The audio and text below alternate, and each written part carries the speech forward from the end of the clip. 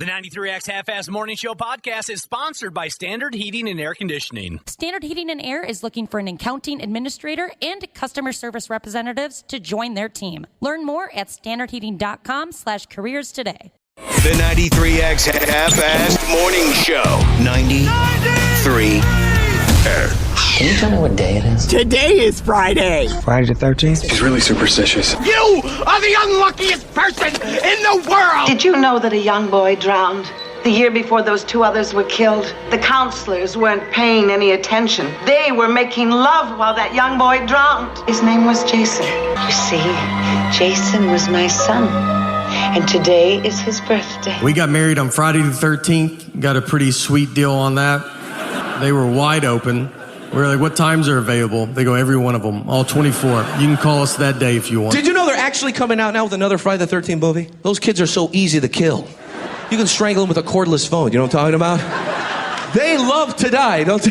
They walk in the danger. Hello, is anybody in here? Hello? Billy? I'm gonna get naked and take a shower. What's going on? Ladies and gentlemen, the weekend. Oh, God, no.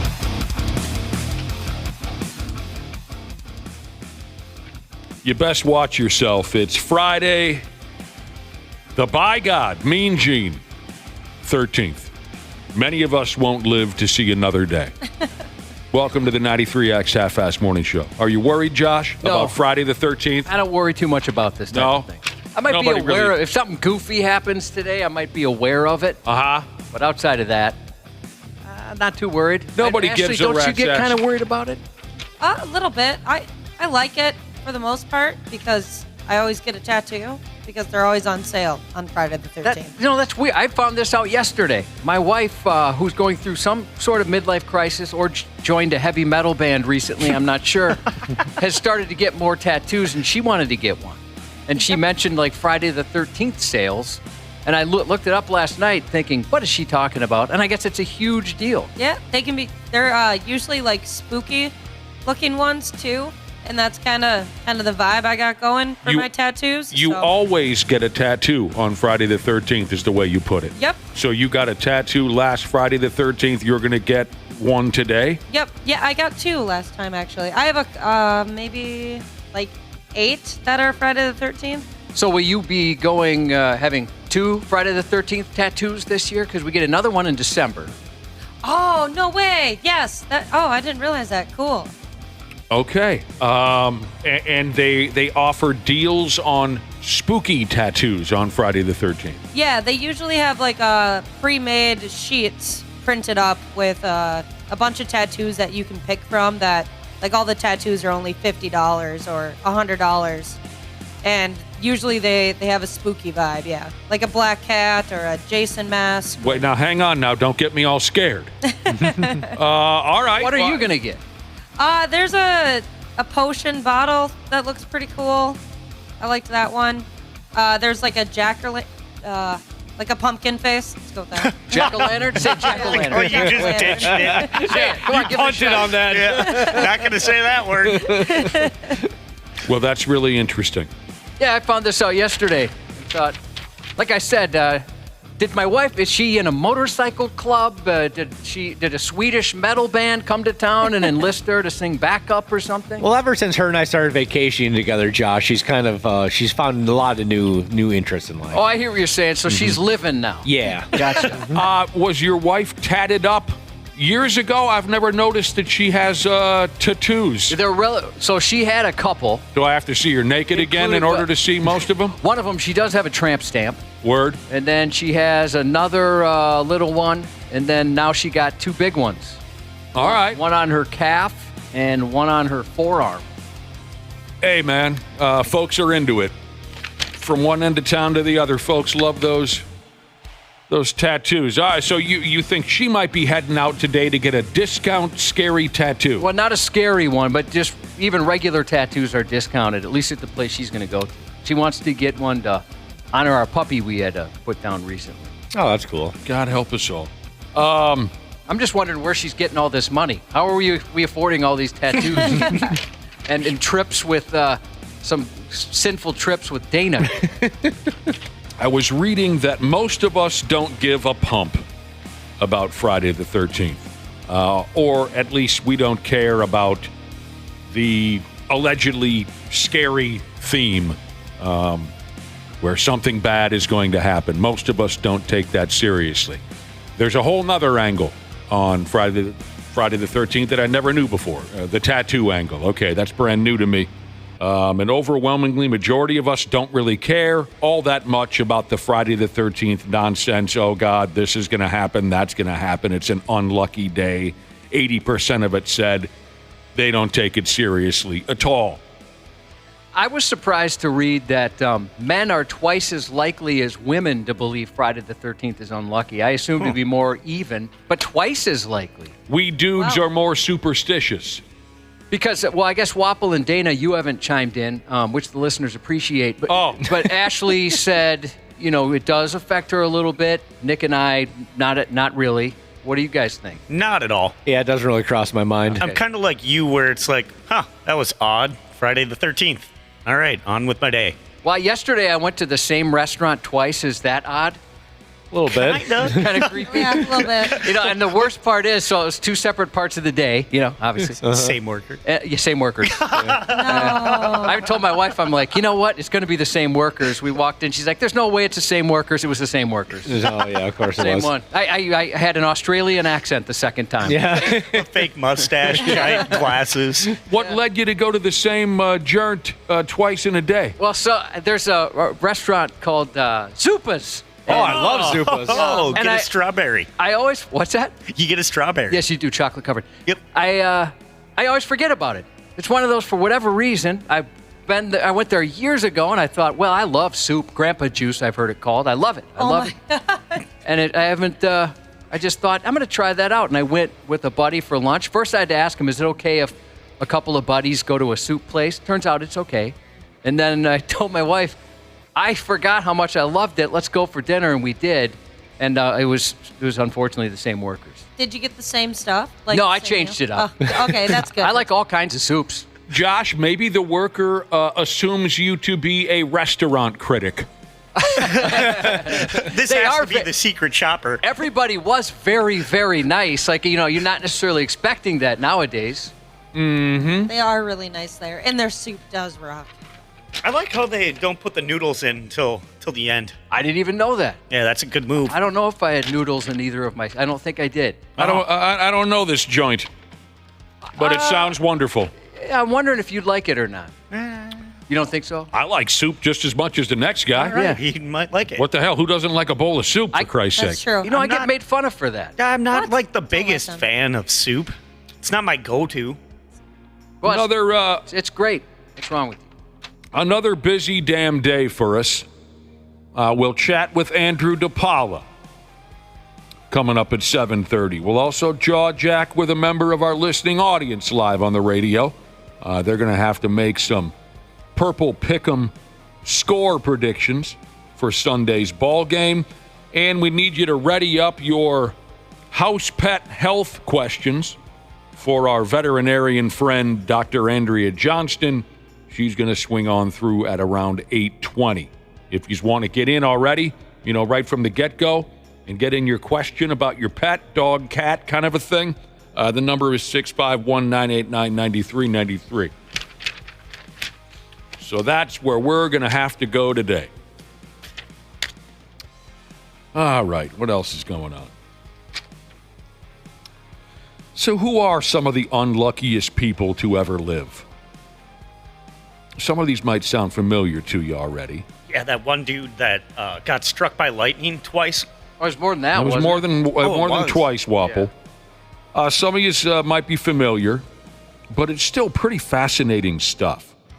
And most of these folks who are considered some of the unluckiest people to ever live, most of them can be considered lucky as well. And you'll see what I mean here in a couple of minutes. The unluckiest people in the world. This is one of the more elaborate stories of all of them. And it's a guy by the name of Henry Ziegland. Well, first off, before I get to Henry, let's cover the ones that I think you folks are already familiar with.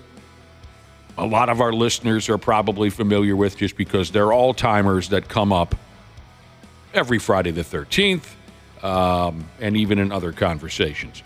The dude who got hit by lightning, and the correct answer is 7 times, Wample. Okay. And a lot of folks are already texting in about that scene from The Great Outdoors. Sure, I get it.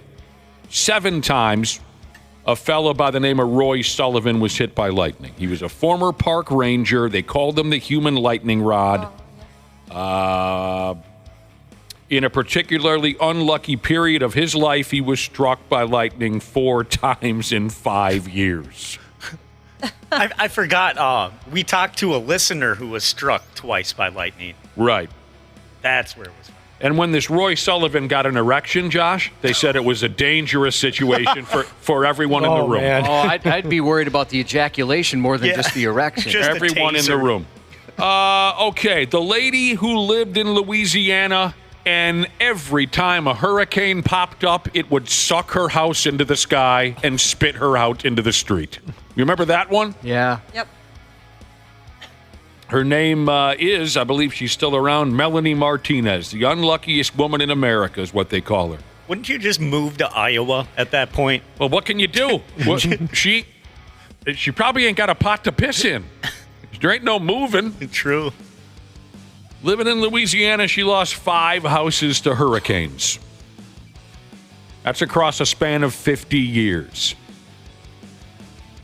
And maybe the most interesting twist on her story, in 2012, that was the last house that she lost. And I think this is how the story goes. And then a reality TV show heard about her, felt bad about her, came to Louisiana, built her a new house, and then that effing house got sucked up by a hurricane. Oh, my God. That's awful. Let's see, what are the others? Oh, the lady who kept getting on ships and then they'd sink. Violet Jessup. This is back in the friggin' late 1800s, early 1900s. She was an Irish lady. She worked as a ocean liner stewardess. So she was on the Titanic. Of course, that pig sunk. She was on a couple other ships that sunk. And they started giving her the nickname Miss Unsinkable because she lived through it. And she lived all the way to 63 years old. I guess that was old in the early 1900s. So this is part of the reason why I say these people can be considered unlucky and also very lucky that, sure, they had these terrible things happen to them, but a lot of them lived to tell the story. I don't think I would get back on a ship if it sunk once. If I experienced that once. That was how she made a living, though. I know, but... And at the same time, in the late 1800s and 1900s, I don't know, people just weren't afraid of stuff. Pardon the pun, but they just went along with the flow. That's right. Well, I survived that one. Maybe I'll do okay the next time. Nothing like that will ever happen again. The lady she was kind of hot, by the way. Was she hot? Violet Jessup. Yeah. Oh, I didn't know that. Yeah, she was very attractive. Describe her to me. Brunette. She shapely. Did you ever see the picture of her? She's got like the big Red Cross dress, basically. I haven't seen a picture of her. Was her skin a little wrinkled from constantly being cast into the ocean? Very pruny. Yeah. Yes. Yeah. Very, very pruny for her age. Yes. The lady who took the meteor to the side of the head. Oh, boy. Yeah.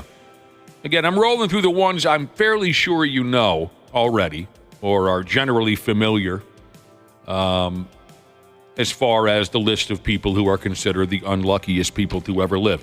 The meteor, you remember this one? I guess she's the only person in history to have been hit by a meteor. Yeah, you wouldn't think you'd survive something like that. If God throws a rock at you from outer space, you'd think you'd be dead. Yeah. The meteor went through the roof of her house. Where is it? I lost it. Well, it bounced off a radio. Yeah. Remember, radios back in the day were gigantic. They were big. We had a fake one at our house that was hollowed out, and my dad put like a like a turntable in there or whatever. Sure, the old big box radios from the 19... Kind of like a jukebox size almost. We had one of those things, and just the hollowed out, basically a shelf is what it became. But it bounced right off that and nailed her. Yep, came through her ceiling, hit her radio, hit her upside the head. The bruise she suffered is incredible. I've never seen a bruise like that before. The picture's in black and white, which might add to it, but holy cow, that was crazy. And this thing was big, too. Like maybe close to soccer ball size, it looked like, at least in the picture. There are other listeners, by the way, Josh, who know what that Violet Jessup looked like, the unsinkable lady. Yeah, do they agree? Yeah, Tonka Tig Welding Jesus said he'd tap that. That's good to know.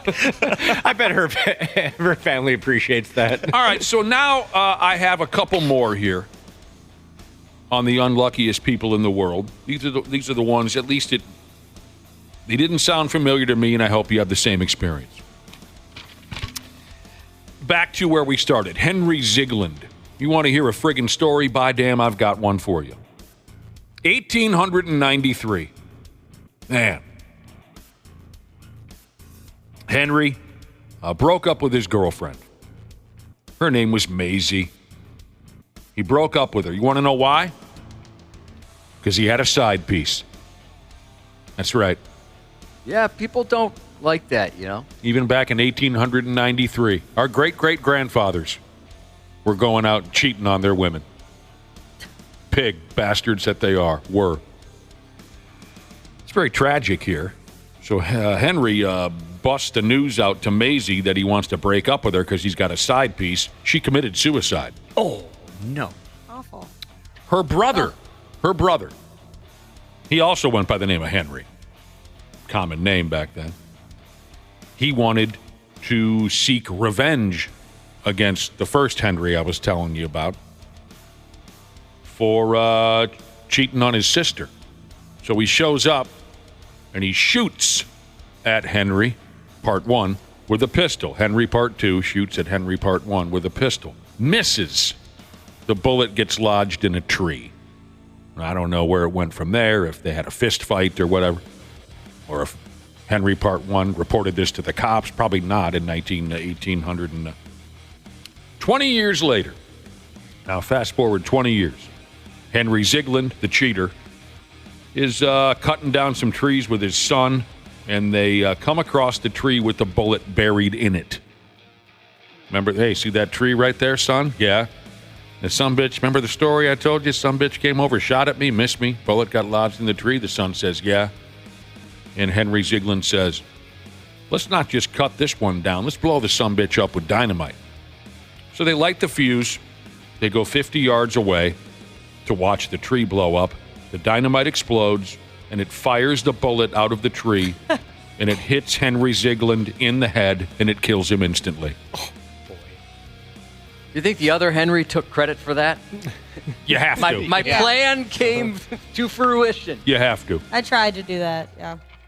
That's one hell of a story. You ever hear about the guy who had some kind of a, how does a grown person say this? A computer hard drive. Okay, do you know what that is? Oh, yep.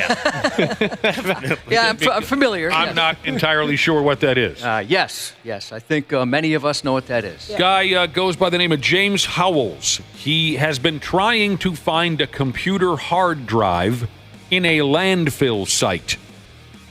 And folks here comparing it to folks in the story compared it to a needle in a haystack. The reason he's been trying to find this hard drive that got thrown in the trash, I guess that's the unlucky part, is somehow his computer hard drive got thrown in the trash. The reason he wants to find it, it has 8,000 bitcoins on it. Oh, man. And they say at one point or another, that was valued at around $500 million. So for years and years and years, from what I understand, this James Howells has been going to the neighborhood landfill site trying to find this stinking thing. Well, how big is a computer hard drive? They can be pretty small. Yeah, very small. Okay. He's pleaded with his neighborhood city council to allow him to perform an excavation project. And they keep saying, no, we don't care about your problems. We're not going to set aside, the daily goings-on at this landfill because you swept $500 million into the trash. I'm sorry. Quit dumping things on top of it. I'll tell you what. Feel like the world's biggest idiot. Oh, yeah. Well, and it's in the landfill, so it's probably crushed, too, now. Doesn't work. You'd imagine there's all kinds of damage done at this point, yeah. I mean, it's worth your time getting out there every single day, all day. You'd be the guy that was out there every day? For $500 million? Is it still worth that? I don't know what it's worth. I mean, it goes up and down so quickly, right? Oh, okay. It's still worth a lot. I mean, it could be worth more. I mean, 8,000 Bitcoins?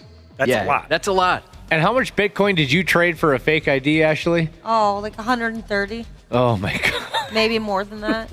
You said it was like almost $1 million. You could have sold it or something. Yeah, that hurt. Yeah, at the peak of the Bitcoin craze. Yeah, painful. I never followed it. My goodness, Ashley. I know. But how are you going to know? You could have called me. I would have bought you beer, Ashley. I'm older than you. Josh, didn't you know someone during that time period who claimed, that's it, I'm rich. It's over. I don't have to work a day in my life, and I'm rich because of this Bitcoin gimmick, and then the next day it went the other way. Yeah, this was Dogecoin. Dogecoin. Yeah, he had a whole bunch of that, and I think he put 10 grand in, and his highest was somewhere close to $300,000. It was like 290, in the 290s or whatever. And because he always wanted me to get in on this, right? He said, dude, you got to do it. And I thought, I'm probably missing out, but it's just I'm a little more old school, and I'm risk adverse, just to say the least. So I stayed away from it. But yeah, then he sent me another screenshot later where he was, I can't remember. It was a lot lower. But at one point or another, didn't he call you and say, hey, dude, that's it. It's over. I'm rich. Oh, yeah. I'll buy you whatever you want. And he was telling me, there was another one, and I know really very little about this stuff, so my information's coming from him. There's another one called Floki, and I think he moved from Dogecoin to Floki, and I don't know. It didn't. I haven't checked in with him in a while, but I'm assuming it's not going great because he used to kind of send me updates and screenshots, of what he was up to. But yeah, at one point he was like 290 some grand, and then it just took a dive. So it looks like one Bitcoin is worth like $59,000 this morning. Man. I still don't understand a single word about it. But then again, I've never made much of an effort to understand it. So really, honestly, Ashley, you had some kind of Bitcoin in your pocket. You traded it for a damn fake ID. This is a true story, and now today it's worth $1 million or something? Yeah, it was... At the time, Bitcoin and like the US dollar, the exchange was equal. So they just because I bought it off of the dark web, they only use like electronic money like that. So if you whatever it is. Ashley, if you still had 120 Bitcoin, you'd have $6 million, almost $7 million right now. Yeah, win some, you lose some. Oh, you lost some there. Sometimes you lose big. Yeah. Do you remember what you spent on it? Yeah, so I spent I think it was like 130 or 140, so it was 140 bucks. Okay, so I'm sorry if you already said that. There was a lot of numbers flying around. That'd be $8 million. So, I mean, is there a finders keepers thing? Because if I'm tempted to take a flight to a garbage dump and go start digging for this hard drive. Oh.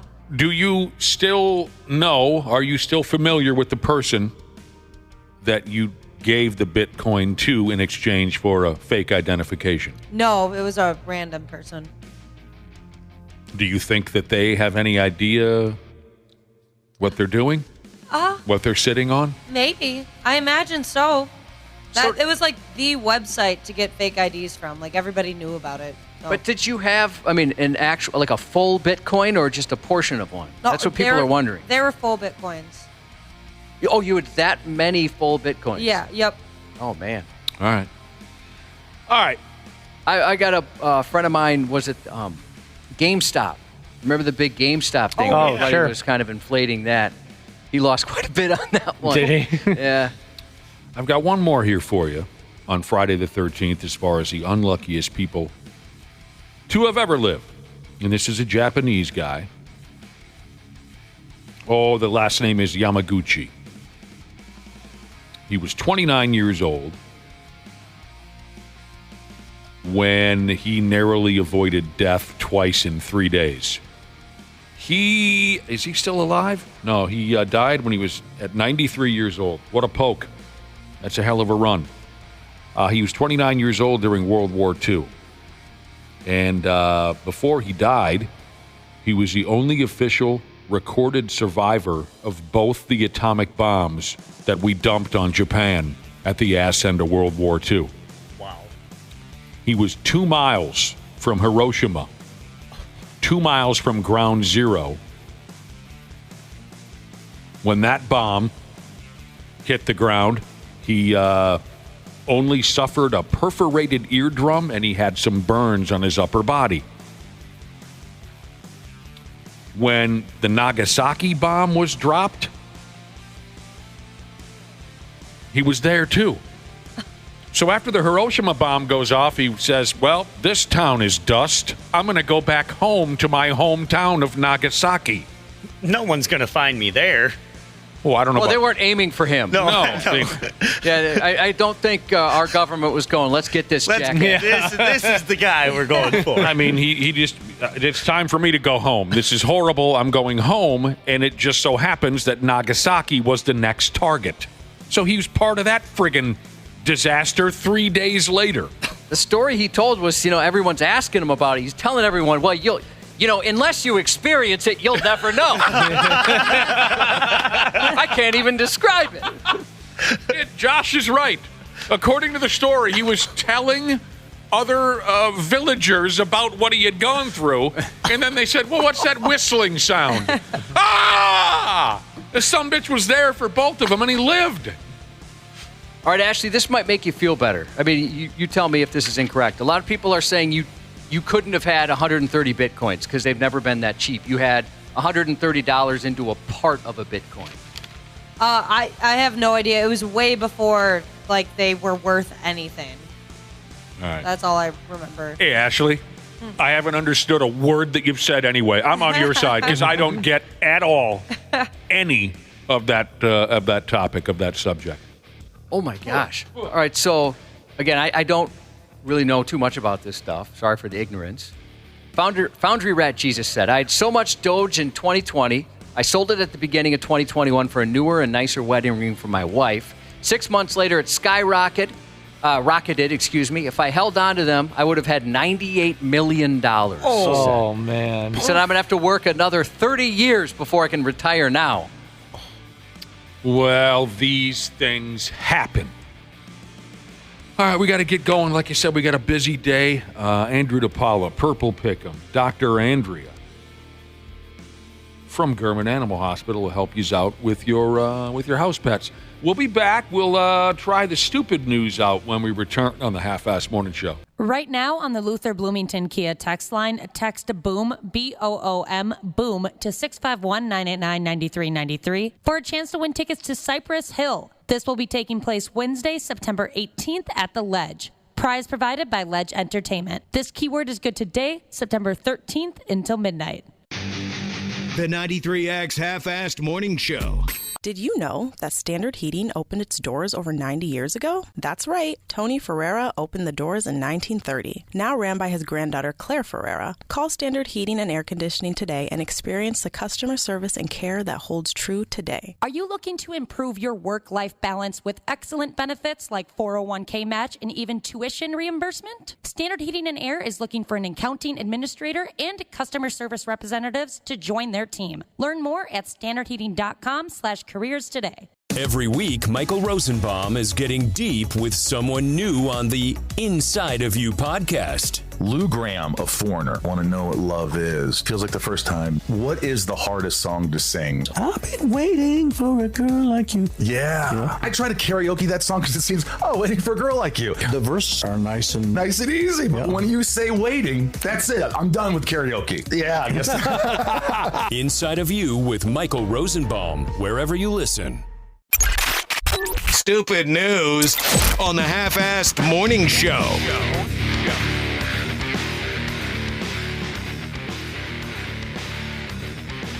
All right, let's take a little trip over to Imagination Land. What I have here in front of me are 4 headlines for the same story, taken from different sources. Don't you know? You know how folks might do that now and again? Imagination. I got 4 headlines from the same story. And I'd like everyone to close their eyes. And when I read you these headlines, I need you to imagine you or someone you love are the person responsible. Not for writing the headlines, of course, but responsible for the true story behind the headlines. Are your eyes closed? Yes. Yep. All right, here we go. Here are the 4 headlines for the same story. Imagine it's you or someone that you love. Whose hand is on my thigh? Just let it happen, Josh. Just let it happen. All right, I'll let it happen. Man appears to pleasure himself with a cucumber in a driveway. Police searching for man who sodomized himself with a cucumber. Cops hunt for man caught on camera performing jaw-dropping sex act with cucumber. And finally, man wanted for sex act with cucumber. So now that you've used your imagination, and God help us, I hope you had to use your imagination and I wasn't bringing you back to an actual real event from your... Now that you've used your imagination, if it was you, if you were the main character behind that headline, do you ever show your face in public again? Absolutely not. Probably not, but I was picturing Dana's face. You're picturing a loved one. Yeah, I can't picture mine. I've never, outside of a doctor's finger, never and a colonoscopy scope, never had anything back there. There's no way I could start with a cucumber. There's no way this was this guy's first foray into vegetable sodomy. Mm-hmm. I could maybe start with an okra and work my way up. Maybe like a baby pickle, one of those small ones or something. Yeah, baby carrot. Yeah. Yep. If cucumber, you've done this before. You're right, yeah. Now, if you were imagining it was a loved one who got busted cucumbering themselves in a driveway, would they be able to count on you for help in their time of darkness, or are you too disturbed by what they've done? You know, it depends on the person. It does depend on the person. It does. It really, there's people I'm close enough to where I think there are so many better qualities about him than cucumbering himself in front of some other people. Yeah. I'd give him a second chance. I'd be there for you, Josh. I can think of a couple other people that I would be there for. But there are others. If you're caught on video banging yourself in the can with a cucumber in somebody's driveway, we're never speaking again. I've always felt lucky that I just get regular guy horny. I don't worry about ever getting caught putting a cucumber in my butt in public or anything like that. Just regular guy horny. Yeah, just like your average. Like I can wait to masturbate until I'm, on the car ride on the way home. I don't do it at work or something like that. I've got tinted windows. Let me tell you everything that happened here. So if you're having trouble deciding on which way you'd go, whether you'd help a friend or not after something like this, or if you're having trouble deciding whether or not you'd show yourself in public ever again, let me tell you everything that happened, and maybe that'll help you out. Cops in Washington, D.C. are investigating this lewd act. A homeowner called to report this horrible incident last Friday. Early evening, it was still light out, by God. And of course, security video caught every grisly second of this. Watched it. Pardon me? Watched it. Yeah, you had to watch the video. It was like on the sidewalk, but also sort of on this lady's property on her driveway. Funny setup there. It's in the city somewheres. But anyway, so still light out. Security videos recorded all of it.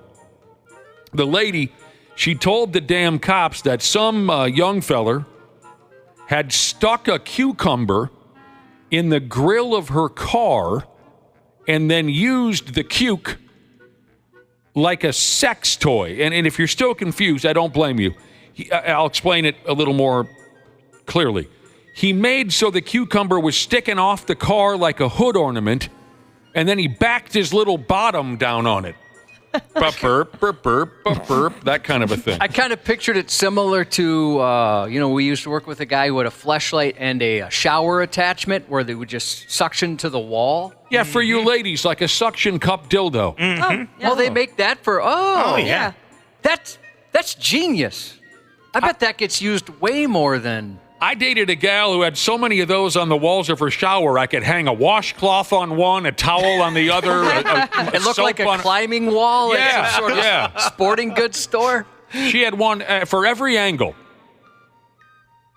All right. So that's how the guy did it. He sticks the cucumber into the grill of this gal's car, and then he backed that ass up.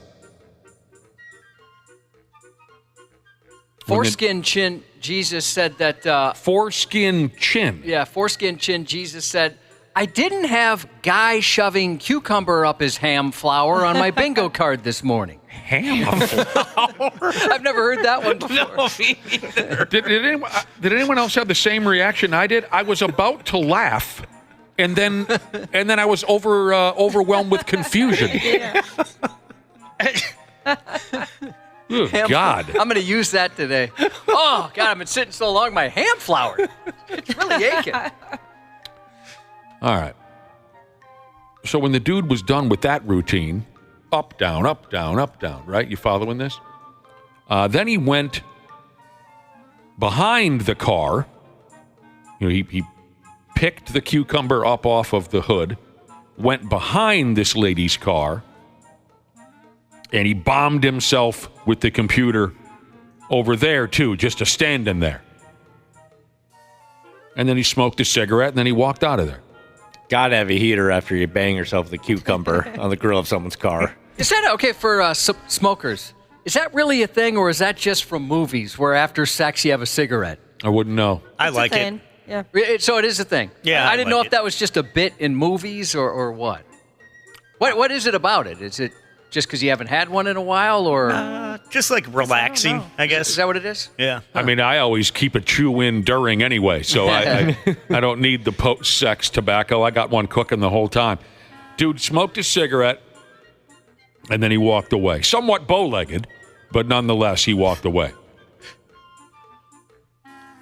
If you don't mind going back to imagination land, now imagine you're the lady who watched this happen. I don't think I'd ever get a good night's sleep ever again. No way. No. You kind of wonder, anytime you're a victim of some sort of crime, and she's a victim here. She is a victim. Yep. You wonder, why? Why us? Our house was broken into quite a few times, and you wonder, we don't. This isn't like the nicest house in the, or we don't really have much. Why us? Perfectly natural reaction, Josh. Everyone would have the same reaction. This one's worse. I'd rather have them break into my house. Yeah.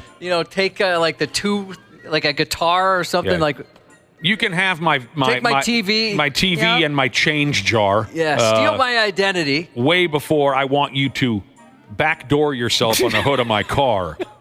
That was the thing that got me, was it didn't look like it was his first time doing the cucumber in the car trick.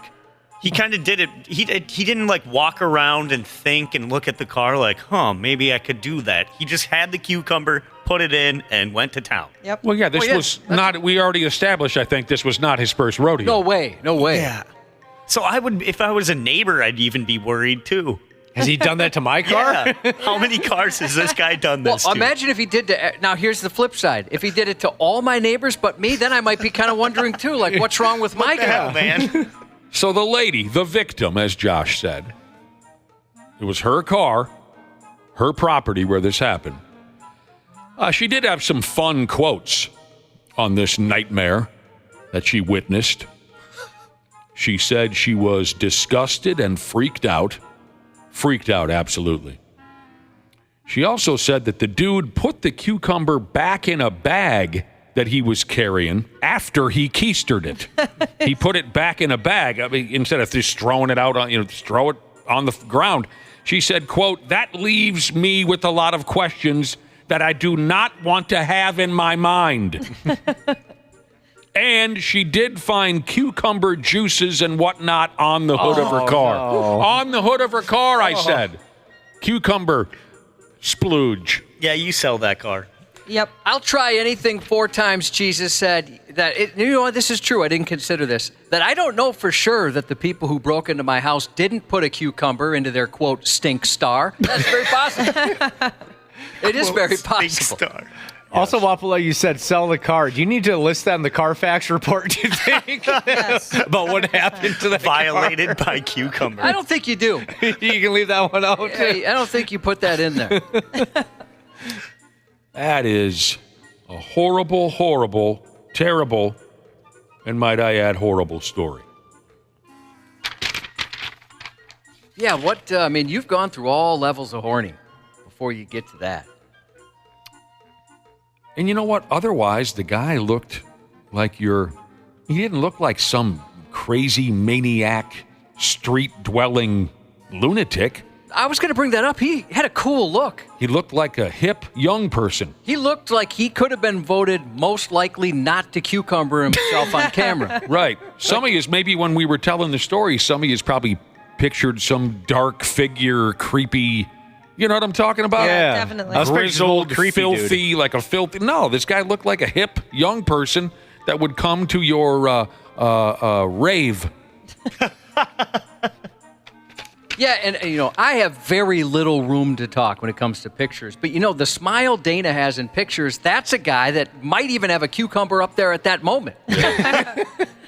I do that open mouth douchebag smile, and I don't know how to stop doing it. Even Lindahl's like, dude, that's a creepy smile. All right, I don't understand us anymore. We don't make sense anymore. There's a massive lack of respect for one another amongst many, many, many issues that we have going these days. Out there in Michigan, a place called, how do I say this? Farmington Hills, just outside of Detroit. An unattractive couple just went ahead and had ugly sex in a random family's driveway in broad running daylight. Ah, man. And that Ring camera gimmick, you heard of that movement? We just talked about it. We did? Yeah, that last thing was a Ring camera. Oh, I thought it was a camera posted up on the lady's roof or something. Oh, okay, Ring. Yeah, that's the one. Okay. The Ring camera recorded it all. Unattractive couple had sex in a random family's driveway. Broad daylight. New guy in the corner puking his guts out. And it was as simple as this. These two derelicts backed their car into this incredibly unlucky family's driveway. The two of them jumped out the car, pulled their dirty pants down, and dude folded his lady on over for a round of stand-up doggy action. Now, this is an important piece of information. Dude pulled a condom over the top of his unit before he got it on with the lady. Now, that tells me she was a prostitute. And I have no issues with that. I do have issues with randos using my damn driveway for something like that. I'm just saying that odds are, if those were two, horny thrill-seeker type sex partners, they don't use a friggin' stupid rubber. Thrill-seeker types never use condoms. But dude put a sock on it, and then he started up on his woman. That tells me that it's a prostitute. Not that it matters. I'm just playing a little CSI here with you. They both were recording their gross sex on their cellular telephones. And just the disrespect. I would be so furious that someone thinks it's okay to pull into my driveway, complete strangers, and do something like that. I would be so furious. Oh, no. The homeowner lady only became aware of what happened in her driveway after her 13-year-old son got a Ring alert on his phone while he was at school. Now, there's a kid who went to legend status at his junior high in a matter of minutes. Yeah, he didn't mind that video. No. It's funny because in the article, the mother is acting like, oh, God, my favorite line, how do I explain that to my children? She's acting as if her son has been ruined by this. She called it debauchery. I'm angry that my child had to see such debauchery. Yeah, well, he isn't. He shared that with everybody. Well, yeah, he's 13 already. This isn't a 3-year-old. It's a 13-year-old. I've got an almost 13-year-old at home, and I would imagine that this is something that would be very exciting for him and his friends. Oh, yes. So the cops are looking for these two morons. Even though it is an ugly couple. Yeah. Yeah, you take what you can get at that age. True. Cops are looking for him. I would be so pissed. This is not where you bring your hooker.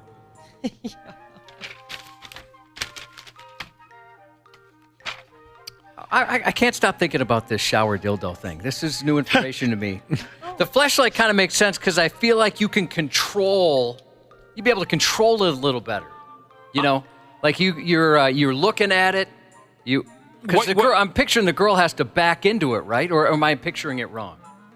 Oh, wow. Really? Okay. Yeah, I just gave Josh a physical display as to how a woman might use a suction cup dildo in her shower. Okay, well then that seems more stable and reasonable. Okay, so what are you confused by? Well, it just seems like if you had a fleshlight, you're looking at it, you can kind of balance yourself in such a way that it's not going to slip off the shower wall or whatever, and you can control things a little better. I thought it was like in this video where the guy was back. I thought it was like a doggy style type of thing. Yeah, it is. It's all different kinds what you did wasn't doggy style. No, I know. What I thought you were asking is, other than backing into it, my God, I can't believe we're having this conversation. I know. And I like how you're doing the motions. Well, I've been sitting on this. Like you mentioned CSI. I've been CSIing this in my head, and I can't picture it. Okay, I thought you were asking on the topic of women using suction cup dildos. Yes. Which obviously you've never been ringside for this. No. Okay. I thought you were asking, other than backing into it, what other positions can a woman put herself in? No. Okay, so I was just saying that seems a lot more dangerous to me. Like maybe it would slip a certain way, or I was trying to. It seems like the pressure would be different. Okay. The weight distribution. I can help you by mimicking some of the positions I've seen, but I can't speak on the pressure because I haven't had a vagina for years. Yeah, well, I understand. Because the position you put yourself in there, that seems a lot safer, and maybe that's where you start. Do they come with a manual? Do they have instructions?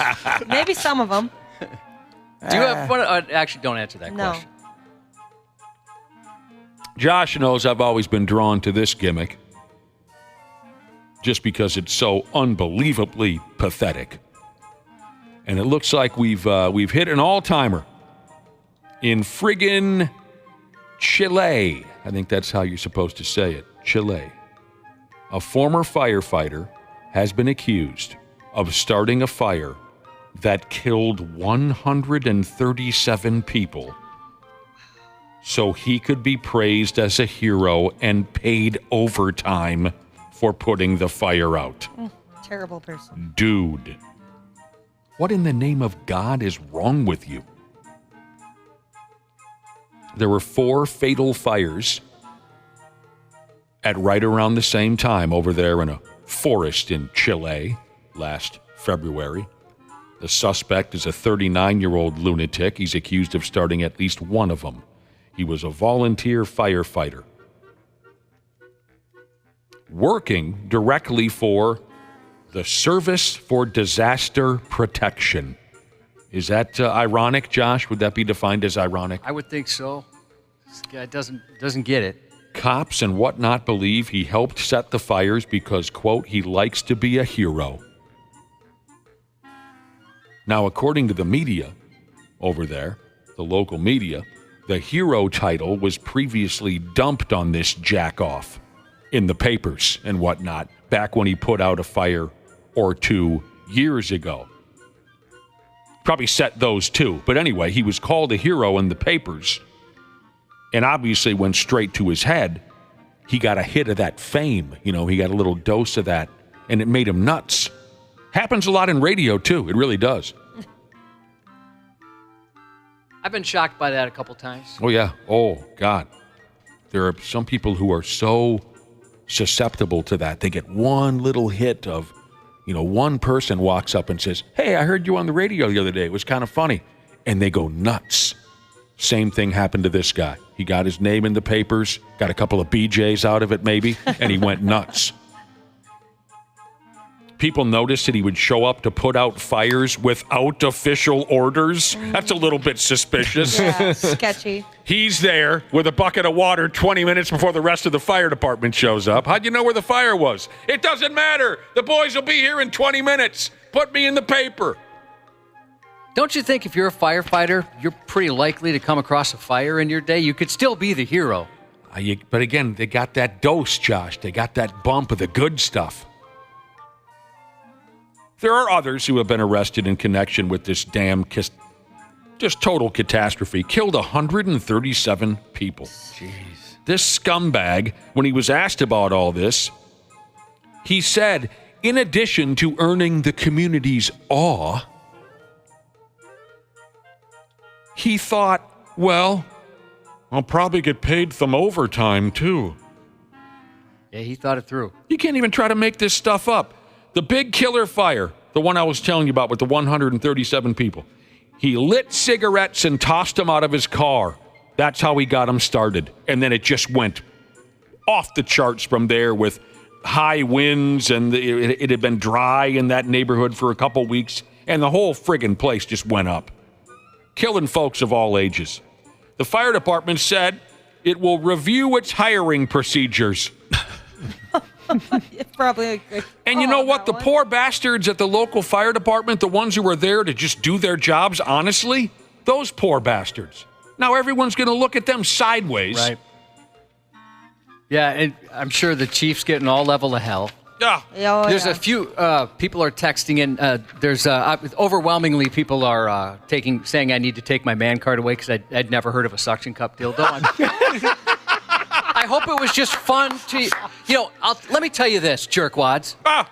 When I'm with someone that experiences something that I'm very familiar with for the first time, I enjoy going on that journey with them. He does. Personally, I like it. I like to see how excited they are about this. It's brand new, and it kind of revitalizes my feelings on it. Let me tell you something, Cubby. These people that are busting your balls for not being all knowledgeable about suction cup dildos have also never seen one in their entire life. I know the type. Oh, Josh doesn't know? I know all about. No, you don't. Yeah, I'm sorry. I just want you to know I will get through my weekend okay. Being busted for not knowing what this is. It's fascinating to me is all I'm saying. But anyway, so the people that aren't texting that, a few people are saying that this kind of thing happens more than we even realize. The firemen running around? Not just with firefighters, but in different, I don't want to bust certain professions, but people are giving examples of, hey, sometimes you hear about this or that. I'm trying. What would happen in radio? Hey, like somebody has dead air on purpose. they record some dead air in a song, and then they run in and hit a button and tell everyone, hey, I saved the radio station. Oh, it's too bad. It has to play itself out like that. But I'm the bad guy. Josh is the bad guy. Yeah, you don't have a man card anymore, Josh. You don't know how women please themselves when they're by themselves in the shower. The people who are busting your balls, they don't know jack squat about it either. They just trying to make themselves feel better. God, I had a thought and I lost it, which happens often. I have to write so many things down now. Lost your man card. Maybe it'll come back to me. Oh, found it. What's that? Found my man card. It fell right underneath the board here. Down under your foot there? There it is. Gonna grab this right here quick. Joke's on you. I see it. You can stick them to just the walls of the bedroom, too. It works on drywall? Yes! You can put it on any surface. What, are you some kind of rookie chicken bastard sissy dick? You know that man card you just found? Hand it back over. You can stick them anywhere. Well, refrigerators. Oh, that makes sense, because I was thinking of the process. Well, you're going to have to get it wet just a certain amount, but not too much, because it might slide down. But on drywall even. We found out up at Brainerd International Raceway that you can stick one perfectly to the hood of a 1988 Dodge Caravan.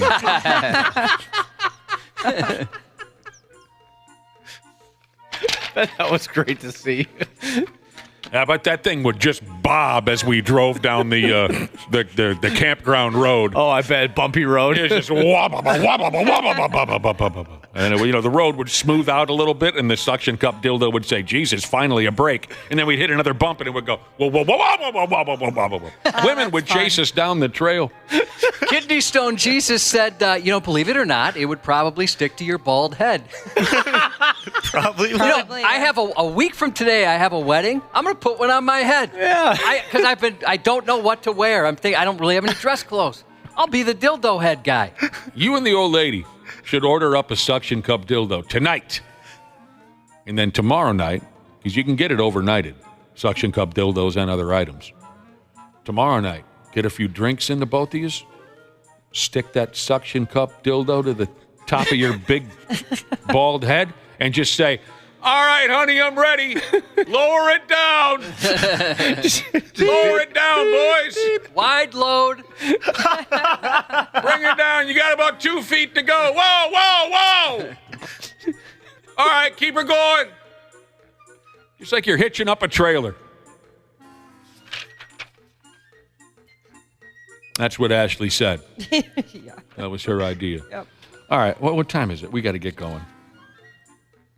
What is this one? Is this one quick? That one's kind of stupid. Oh, how about this?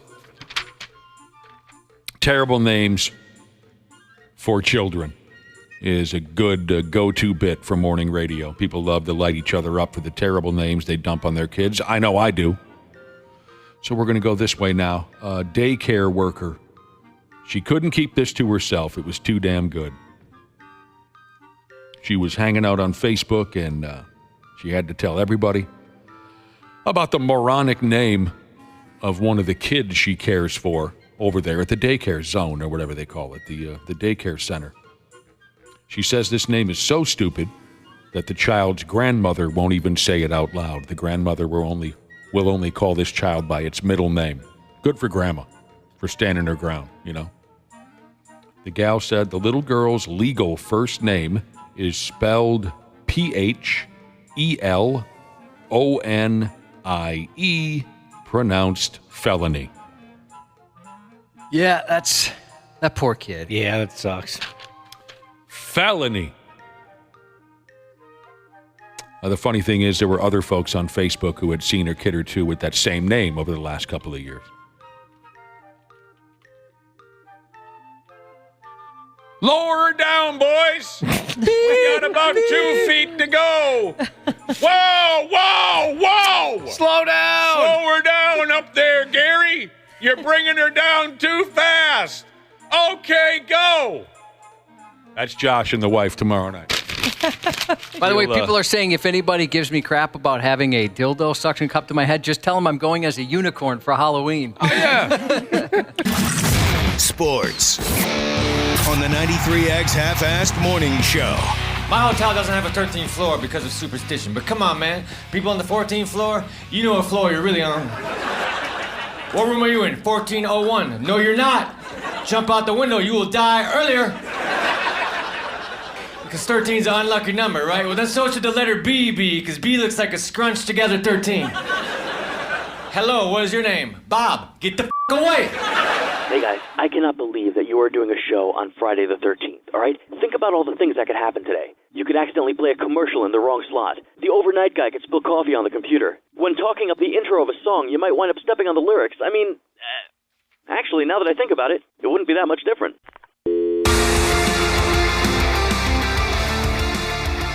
I love that dude. Me too. He's always kind of a jerk, and he hangs up before we can respond. But it's fun hearing from him. He used to call us all the damn time and leave those hilarious is how you say it, messages. And now it's, I don't know, I think the guy passed away. Maybe he just moved out of town. He could have moved out of town. He could have, very funny. What's happening now? Josh, just when you thought you've seen it all, the Twins and Cincinnati Reds are scheduled to play at Target Field this weekend. All weekend long. That'll be a nice series. Beginning tonight at 7 o'clock. Oh, it ought to be something. The boys go into tonight. 3.5 games up on Detroit for that final American League playoff spot. Twins and Cincinnati. Byron Buxton apparently is back in the lineup tonight. Woohoo! Fingers crossed. Golden Gopher football plays at home tomorrow against the University of Nevada. There was an NFL game last night.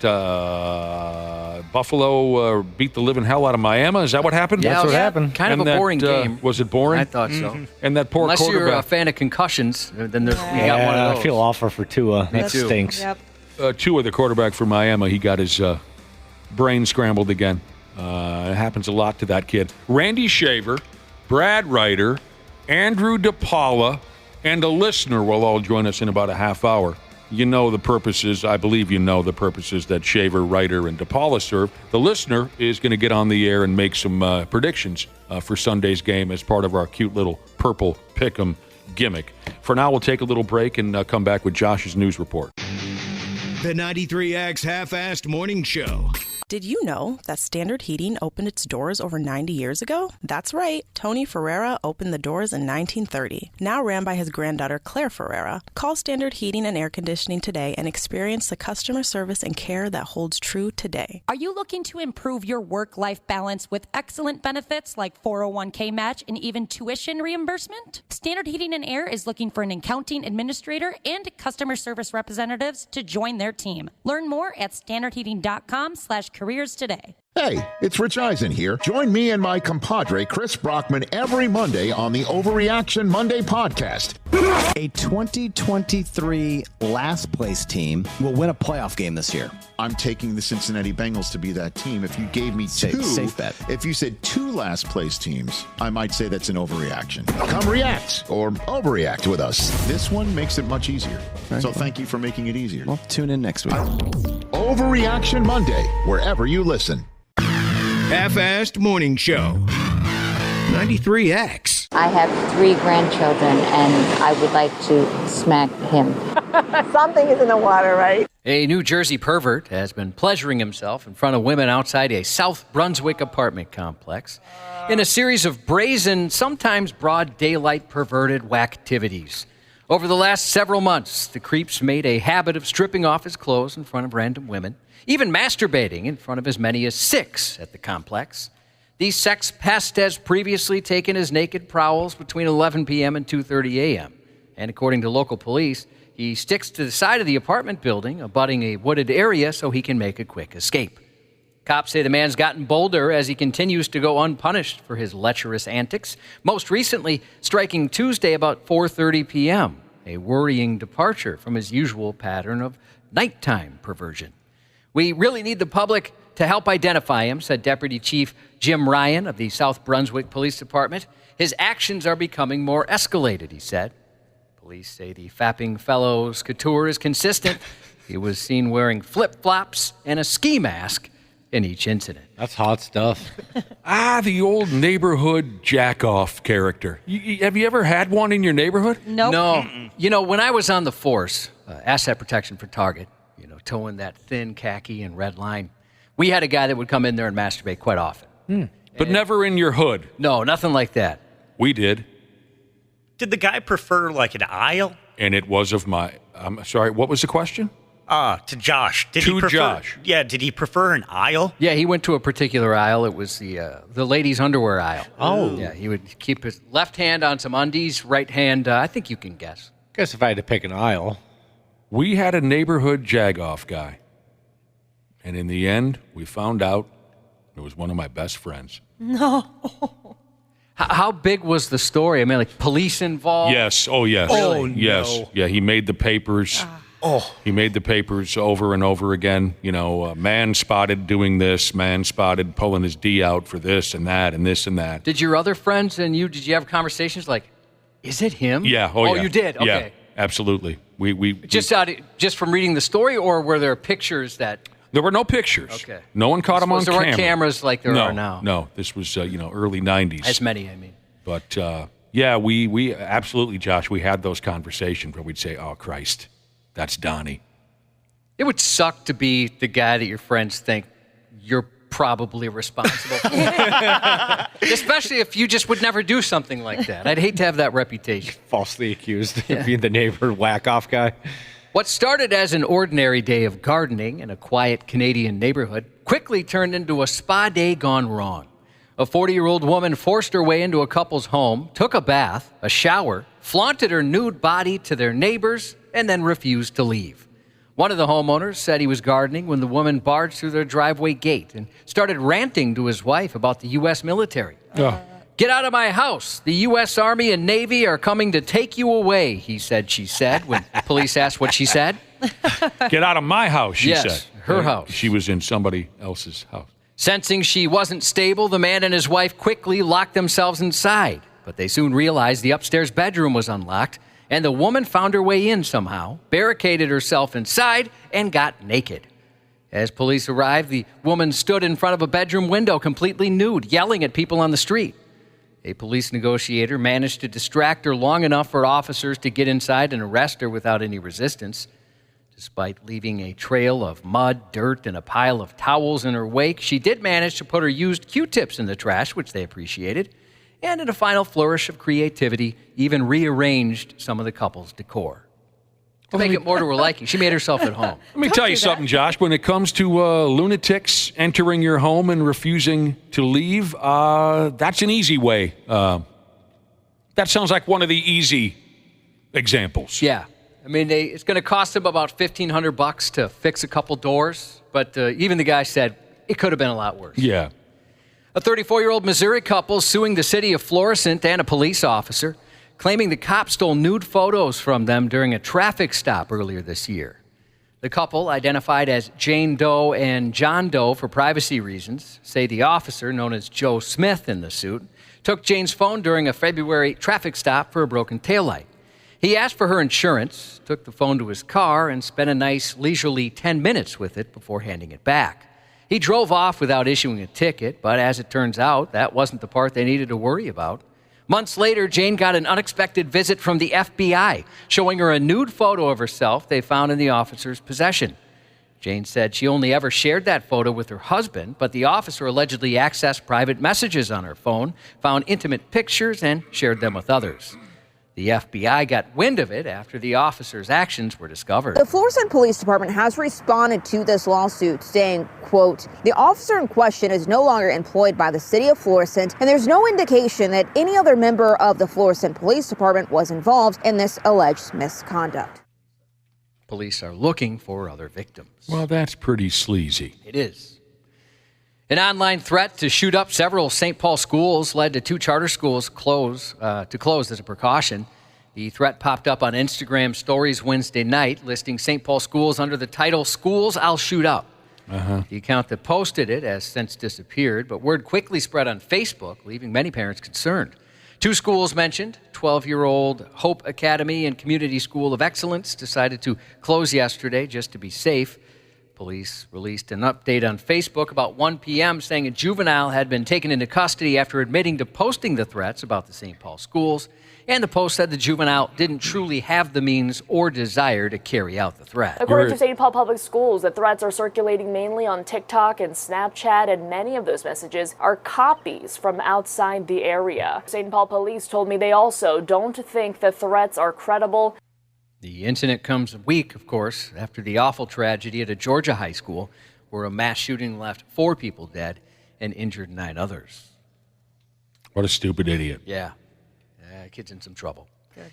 A 43-year-old man from the Quebec City area is said to be sentenced today after admitting he staged dangerous stunts just to boost his social media views and maybe make some quick cash. What?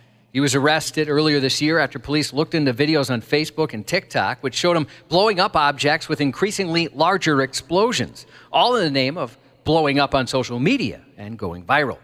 When police probed his place, they found quite the stash: pipe bombs, propane tanks, scorched aerosol cans, a Wapple State Fair T-shirt, and lots of ammunition. He was unemployed at the time. He pled guilty and explained he was trying to monetize his videos. Both prosecution and defense suggested a 1-year community sentence, which puzzled the judge. How old are you? The judge asked, pointing out it might make more sense for an 18-year-old to chase viral fame. And then he said, at 43? And then trailed off in disbelief. Dude. The judge didn't mince words, telling the man he put his life and everyone else's at serious risk.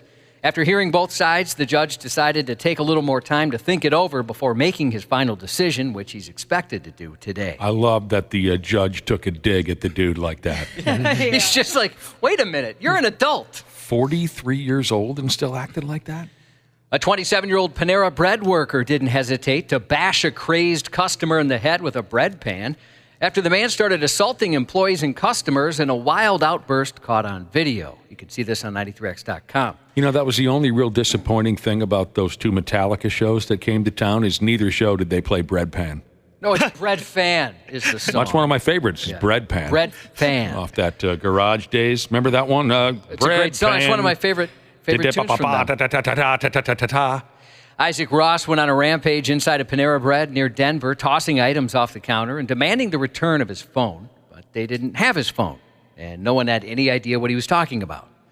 As customers begged Ross to stop, he only got more aggressive, even knocking down and attacking a Good Samaritan who tried to intervene. What the hell? That's when another brave customer tackled him just as a Panera employee appeared with a bread pan and struck him across the head 5 times. No one has your phone. Hey, come on, grow up. Get out of here. After fleeing the scene, Ross later returned for more chaos, assaulting a man who had to be treated for minor injuries. But they rang him upside the head with that bread pan. Yeah, whooped his ass with it. Panera's a happy place. They don't need any of that in there. In the end, restaurant workers said everyone came together to stop the guy's unhinged actions. The man in the blue shirt tried to contain the person. My personal hero. Seemed like everyone in the restaurant was kind of working together to help each other. Police are continuing their investigation. Well, that's great. A maniac accused of hacking at a fellow passenger with a machete on a Bronx subway train last month is finally in custody. The 54-year-old was busted Tuesday, facing a laundry list of charges for the brutal August 31st attack aboard a northbound 2 train. Started at 1:15 a.m. with an argument between the man and a 31-year-old because nothing good ever happens after 9 p.m. That's just how it goes. If it's after 9, you should be home. As the train pulled into the station, things took a nasty turn. He whipped out a machete and went after the other passenger, slashing him multiple times in the arm, hands, and head. After the attack, he fled the scene and managed to stay on the run until Tuesday when cops caught him. This was far from his first run-in with the law. He's already accused of stabbing another man on the same number 2 train in June of 2022. In that earlier incident, he lost it on another 31-year-old rider, but this time for playing music too loudly. He yelled at the guy, then pulled out a blade and slashed the man's wrist. He was arrested the next day in Manhattan for heroin possession. New in theaters this week, the James McAvoy-led psychological thriller Speak No Evil. Uh-oh. A family's invited to spend a weekend at a country home, unaware their dream vacation will soon become a living nightmare. Yeah, Christ, get out the closed captioning. This looks really, really good. I saw the previews in the movie theater, and it looks really good. Speak No Evil. Dave Bautista stars in a new action comedy, The Killer's Game, which is now playing. Diagnosed with a terminal illness, top hitman Joe Flood decides to take matters into his own hands and take out a hit on himself. However, when the very many hires to target his begin to target his ex-girlfriend, he fends off an army of assassins to win back the love of his life. Have you guys seen Dave Bautista lately? He's skinny. Down. Mm-hmm. He looks I weird. have. Mm-hmm. He looks weird. I don't know if I'd recognize him if I saw him on the street. He's so thin. He was the last member of Evolution that I thought would become a Hollywood actor. I think he's pretty... I went with Randy Orton. Mm-hmm. I mean, big time. You know, I don't know someone's going to say, well, Randy Orton made this movie and that movie. When Evolution hit it, I thought, it's going to be Orton. He's going to be the guy that's making movies left and right. Instead, it was Dave Bautista. I enjoy watching him on screen. I do too, Josh. Yeah, I agree. He's entertaining. Mm-hmm. On the streaming side, based on the 2005 novel, the Netflix original film Uglies premieres today. In a future with enforced beauty standards, a teen awaiting mandatory cosmetic surgery embarks on a journey to find her missing friend. Can you imagine? What happened? It's mandatory cosmetic surgery. Like, ooh, boy. You know, the rest of us don't want to look at that. We're going to have to get that fixed. Yeah, you got to get that fixed. Oh, we got to tuck this over there. We got to lift this, move that. That's something we don't want to look at. We would give them collectively, the five of us, a lot of work to do. Yeah, we would. Yeah. I totally agree. After hitting the big screen last month, today the new adaptation of The Crow is set to make its video-on-demand debut. And streaming Sunday on Paramount Plus, Tulsa King, Season 2, starring Sylvester Stallone. That's old Sly, huh? Sly. You got to watch that, Nick. You'd like it. It'll never happen. I think it's some of the best acting he's ever... If your wife watches it, you'll watch it. I might bump into a little bit of it. Yeah, sure. You know I'm no good at that kind of thing. I love Sly. I'm sure he's great in it. I just don't. She's helped you out. You've watched kind of a lot of out-of-character things, and this is totally a character thing for you. You know what? Yeah, I'll give it my best shot. He is so good in this. So good. The Livin' Music Festival charity event's taking place at the ERX Motor Park in Elk River today and tomorrow. It's a festival which aims to prevent suicide through open discussions about mental health and directly supports the Livin' Foundation. There's camping, music, barbecue, kids' activities, and more. Barbecue Metal Grinding Jesus of the Brotherhood wanted to especially thank Troy and Jen for organizing that festival, which is a way to support those struggling with mental illness. Yeah, real good thing they're doing. More information available at 93x.com. Text Buffet, B-U-F-F-E-T, Buffet to the Luther Bloomington Kia text line, 651-989-9393. That's your chance to win tickets to the sold-out 93X Half-Fast Morning Show Rock the River Cruise just a week from today on Paddleford Riverboats. Free food from Lucky's 13, live music from Gel, and all the drinks that you can drink responsibly. Prize provided by our pals at Paddleford Riverboats. Good luck. Vikings lineman and former 93X regular Brian O'Neill will be 29 on Sunday. Former Vikings quarterback Brad Johnson, 56 today. And turning 63, metal legend and Megadeth frontman David Scott Mustaine. We'd like to send our best to retired and young Jesus and family. They've got a tough day ahead. He texted in earlier to let us know, sadly, they've got to put their very good boy Samuel down. Great dog who will be missed. We'll definitely be keeping you guys in our thoughts this weekend. Happy Sunday birthday to Can't Relax Before 8 p.m. Jesus from your son, Big Rig Fenders Jesus. Happy 35th to ICURN Jesus from Dual Exhaust Jesus. Happy birthday to El Ray Sharp, a.k.a. Easy-E, turning the big 05 from Dad. Happy 49th to Basement Window Peeper Jesus from the wife and kids. He's one of the OGs. Basement Window Peeper Jesus? Yeah. Yeah. Happy birthday to Maddie from Dad, Electrical Jesus, and that's 93X News.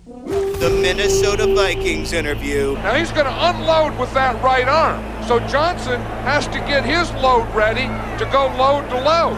And the fans boo when you do that. Tough to stop it. Well, you got to. If a guy's loading up on you, you got to load up on him. And you better bring a bigger load. On the Half-Assed Morning Show. Touchdown! Vikings win it! 49ers, they got something else about them. We played them last year Monday night, so we already know what to expect. It's going to be a physical game for sure. We feel comfortable and confident in our game plan. We just need to go out there and execute it, make the opportunities count when they come, and win the game at the end of the day. All right. There you go. It's Friday. We've officially stopped caring about this work week. Let's cut loose and have some real fun with our guests now. Randy Shaver and Brad Ryder. What's going on, you bastards? Good morning. Good morning. Wonderful to talk to the both of you. And here's a guy also joining us. Oh, he's going into the big damn home opener with a 1-0 record. He and his teammates are looking to keep it going against the defending NFC champion San Francisco 49ers. Did I get that correct? Did they play in the Super Bowl last year? They did the defending NFC. Welcome to the program, Vikings long snapper Andrew DePaola. What's up, ho? Hey, guys. Good morning. Good morning. Oh, man. That's right. They're the defending NFC champion San Francisco. See, now, Brad Ryder says you guys don't have a chance this Sunday. Oh, I did not. I have never said that. all week. Yep. I have not. You guys are so full of it. How do you respond to Brad Ryder's comments, Andrew, that you guys don't have a prayer Sunday against the 49ers? I think I was referring to Randy's chances in fantasy football this week. Verbally, I don't have a response, but I'm doing a gesture over here. God, there's a You know couple, what's funny, Andrew? We always are doing gestures toward Brad. Right. I don't know why I put up with this. It's all right, Brad. We love you. Yeah. I love you. We just like to bust balls now and again. But why don't you think the Vikings will win this on Sunday? I never said that. I thought they looked really, really good last week. Tell us about that Week 1 operation, Andrew DePaola, winning on the road over the New York Giants. Now we're talking, huh? Yeah, that was fun. Definitely a good showing. It's funny. You watch the game, or you're in the game, and you're like, man, we're playing well. We're gelling well. The guys are having fun. And then you go back and watch the tape, and you're like, wow, we missed a good amount of opportunities. So, the good part of it is there's some stuff we can clean up, and then I think we can definitely play better. But it's hard to say anything against that Week 1 win because I think the guys played really well. Are you a perfectionist? I'm a realist. I strive for perfection, but I also understand that I'll never get there. But I think it's a good thing to shoot for. Yeah, you sit there and you pick apart these little things that you could. I'm just curious if you have that trait. Realist, okay, realist. I can live with that. Is it true that you and your teammates, towards the end of Sunday's game against the New York Giants, is it true that you and your teammates were sitting over there on the sidelines feeling great sympathy towards Giants quarterback Daniel Jones because he had such a poor performance? Didn't we read that in the paper, Yeah, Josh? a couple of them said we actually felt bad at one point. Did you feel bad for the guy? So the feeling bad was actually meant towards the booing that they were getting. Oh, gotcha. Yeah. So I don't think it had anything to do with like the play style and how the guys were playing. I think it had to do with the fans were just booing the heck out of that team. And I think that's when he said we felt bad for them. Of course, that's got to be a miserable feeling. I think people overlook that, At home. You're at home. Yeah. The home crowd is just... In the opener. In the home opener. You're right. That's a good point. It hasn't been a miserable It's not like they're 0-4. They're 0-5. That's a great point. Like the season is over. Right. It's the opener. And then we hear that the fans are chasing him in the parking lot, telling him he sucks. I mean, and the common response from sports fans is, well, they make a lot of money, and certainly that's true. I could cheer myself up pretty easily if I were with the money and the women and all this. But at the same time, I mean, that's really hurtful stuff. Has that happened to you in your career, whether college or professional? Have you been at home where your home field and had that happen? Yeah, do you have a bad game where they said, get this guy out? Well, I don't mean you specifically, but like the team. Oh, the team. Oh. Yeah. Well, funny enough, I went to Rutgers right down the street from East Rutherford, New Jersey. Right. So I was in that atmosphere for 5 years. Rutgers was not good before I got to Rutgers, and then we kind of, became better. So I think any win at the time, they were just like ecstatic about. But I mean, it's out there. They're very demanding. They want to see a good performance. So I kind of understand where they're coming from. Yeah, you played in front of the East Coast remember crowds. Specifically in the pros, getting booed like that. I'm sure it's happened, but nothing really jumps out in my mind. You can't think of any other star players that you played with where the home crowd turned on them the way the home crowd turned on Daniel Jones the other day? No, I can't. All right. I can't, unfortunately. Well, that's maybe good. not unfortunately, but... So I've got a question for you. Does that, when that happens to maybe not you personally, but a team, does it affect you like at all? Or I mean, I think I know the answer, but I mean, does it affect you guys at all or not? Yeah, of course. I mean, that's the funny. Like, we're human. We experience all the same types of emotions that everybody else goes through, and but of course, when you get booed like that, especially being the home team. It's like, when you go and play on the road, you expect to hear all the jeers and all the insults and all the boos. But, like, playing at home and hearing the boos, like, that hits a little different. You're like, man, we were playing bad. It's like when your parents like, I'm not mad, I'm just disappointed. It hurts more. When you're on the road, does that kind of pump you guys up, or is that a good feeling? Oh, it's got to be a great feeling. I would think that would feel pretty good. Even the home crowd's turning on these pricks. Yeah, I mean, yes. Come on. I'm not gonna lie. It's definitely a good feeling to know. It's like almost like you got the respect of the home crowd, where they're like, you know what, you guys are playing well. We're gonna give you your props. We're just gonna concentrate on our team right now and boo them. It's like, okay. Have you guys ever had a crowd that was kind of lackluster and the whole team booed the crowd? I'd love to see something like that. The team turns They're around. They're disappointed with the effort of the crowd, and you guys just start booing their efforts in the stands. Randy Shaver. Boo off. They wrote boo off. It's not a woo off. No, not a woo. It's a boo off. It's a boo off. Randy Shaver, Brad Ryder, let me ask you something. Randy Shaver, Brad Ryder, who would you say in the history now of the Minnesota Vikings was the most booed player at home? Now, the easy answer is Bob Schnelker, because Randy loves to do Randy wants to do the whole Jerry Burns thing again. Bob was a coach. Let's talk about players specifically. Who was the most booed player here at home in the history of the Minnesota Vikings? I'm going to say you gotta go with Randy Moss. Boy, because towards the end of his career here, people wanted him out of town so bad they could taste it, and they booed his ass. I'm trying to think of a quarterback. Wade Wilson. Yeah. The crowd hated Wade Wilson on and off. Yeah. Tough one, isn't it? Herschel Walker. I would say there have been a few. When Blair Walsh missed a couple of kicks, I think he got booed. Well, I'm talking about where, kind of like week after week. Yeah, there really wasn't one week after week. There really wasn't one. You don't remember when Randy Moss was... Christian Ponder got booed a lot. Probably. Yeah, Christian Ponder, I would say. Yeah.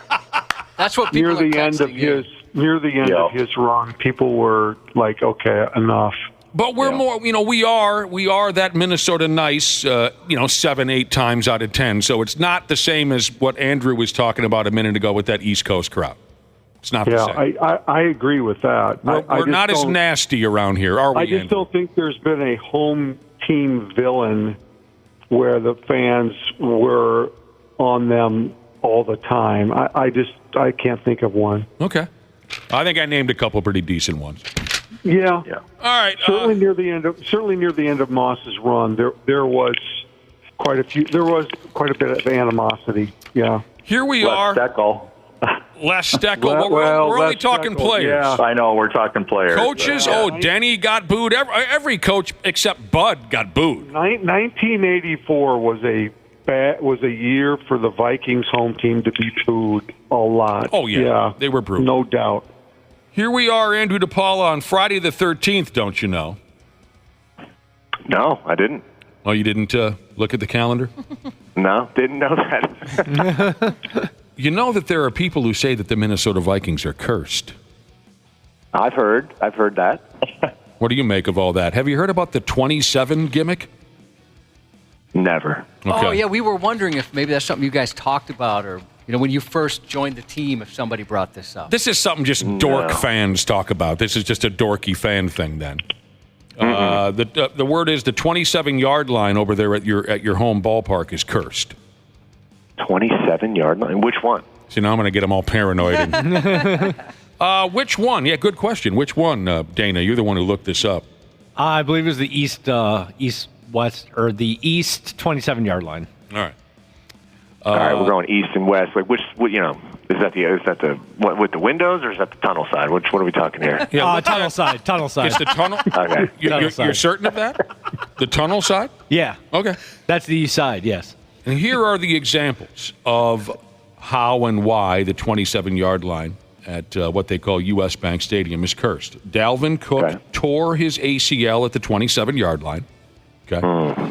The Vikings' first-round pick in the 2018 NFL Draft. Do you have a name behind this person?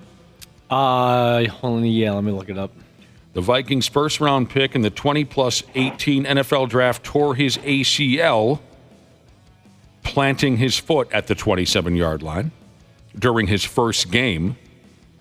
Teddy Bridgewater was knocked out in a game with the Rams at the 27-yard line. Okay, so he was injured in a game against the Rams at the 27-yard line. Other examples, and now we're really reaching, in the 1998 NFC title game, the game officially ended tied at 27, and then the Falcons beat the Vikings in overtime. And Blair Walsh missed a 27-yard field goal in that colder-than-balls playoff game a few years ago. But that was at TCF Bank. So that's the whole... 98 was at the Metrodome, too, so that doesn't count. No. Yeah, other examples that don't directly have to do with U.S. Bank Stadium are... Right. Like they talked about Randall Cunningham taking the knee at the 27-yard line to go into overtime. Oh, he did? Oh, he took the knee at the 27-yard line. Well, Denny told him to do that, so I blame Denny for that one. So there you go. That's the whole story. Looks like Mike Hughes. Mike Hughes was the player who, the 2018 draft pick who tore his knee up. Okay, fair enough. Mm-hmm. That's the whole scary story, Andrew. Try sleeping tonight. I got a newborn, so I'm not. Yeah, you won't be sleeping for a while. There are fans who swear by this, Andrew DePaola. Yeah, I got nothing for him on that end. I don't know. It's frightening, isn't it? So what does that mean? That means that the Vikings try a 44-yard field goal, Andrew would be snapping from the 27. We're going to have to watch this carefully on Sunday. If there is an attempt, wouldn't that be freaky? If there's an attempt for a game-winning field goal, Andrew, would you feel a little extra anxiety after this conversation if we have a game-winning field goal set up on the 27-yard line in the how did you call it? The closed-in end? How did you say it? The tunnel. The tunnel end. Tunnel end. Are you going to feel a little extra jitters? Man, if I'm being honest, probably not. Okay. But what probably if not. It would be a 45-yarder. 45. 45-yard. Okay. Yeah, we're 8 yards. This gives us all something to watch for now. Yeah. Something to keep in mind now. Yeah. Thanks, Dana, for that. Appreciate it. The 27-yard curse. There are a lot of fans who really believe this stuff is true. Oh, yeah, this is one other. People are texting in. Something about Javon Curse wore number 27. Yeah, I was going to mention that one was on there. What about Javon Curse? Yeah, I've heard that before, but what about it? Just the last name. Curse. Yeah, that's creepy enough. I see. All right. Oh, that's clever. I know. It's cute what fans will come up with. It really is cute. They love, and Vikings fans love to haul around that "we're cursed" thing. It drives me nuts. Underwhelmingly optimistic, Jesus said, I've got $27 in my bank account, which I was going to put it all on the Vikes to win. Should I reconsider? I don't know. Go for it. Change the luck. Somebody's got to change that luck. Are you a superstitious person at all, Andrew DePaola? You wear lucky drawers? I had a pair of lucky drawers. In high school, I had a pair of lucky drawers because, positive things happen when I was wearing them. And I went as far as to where I wouldn't throw them in with the regular laundry. I would wash them with a little bit of hand soap and a toothbrush. Wow. That's a little. I believe that. That's dedication. And belief in the lucky drawers. Yeah. No superstitions at all, Andrew? Not really. Good for you. Good for you. No, I don't want to be like handcuffed and controlled by that stuff. So I'm just like, whatever. Well, you weren't even aware that it's Friday the 13th. No, I wasn't.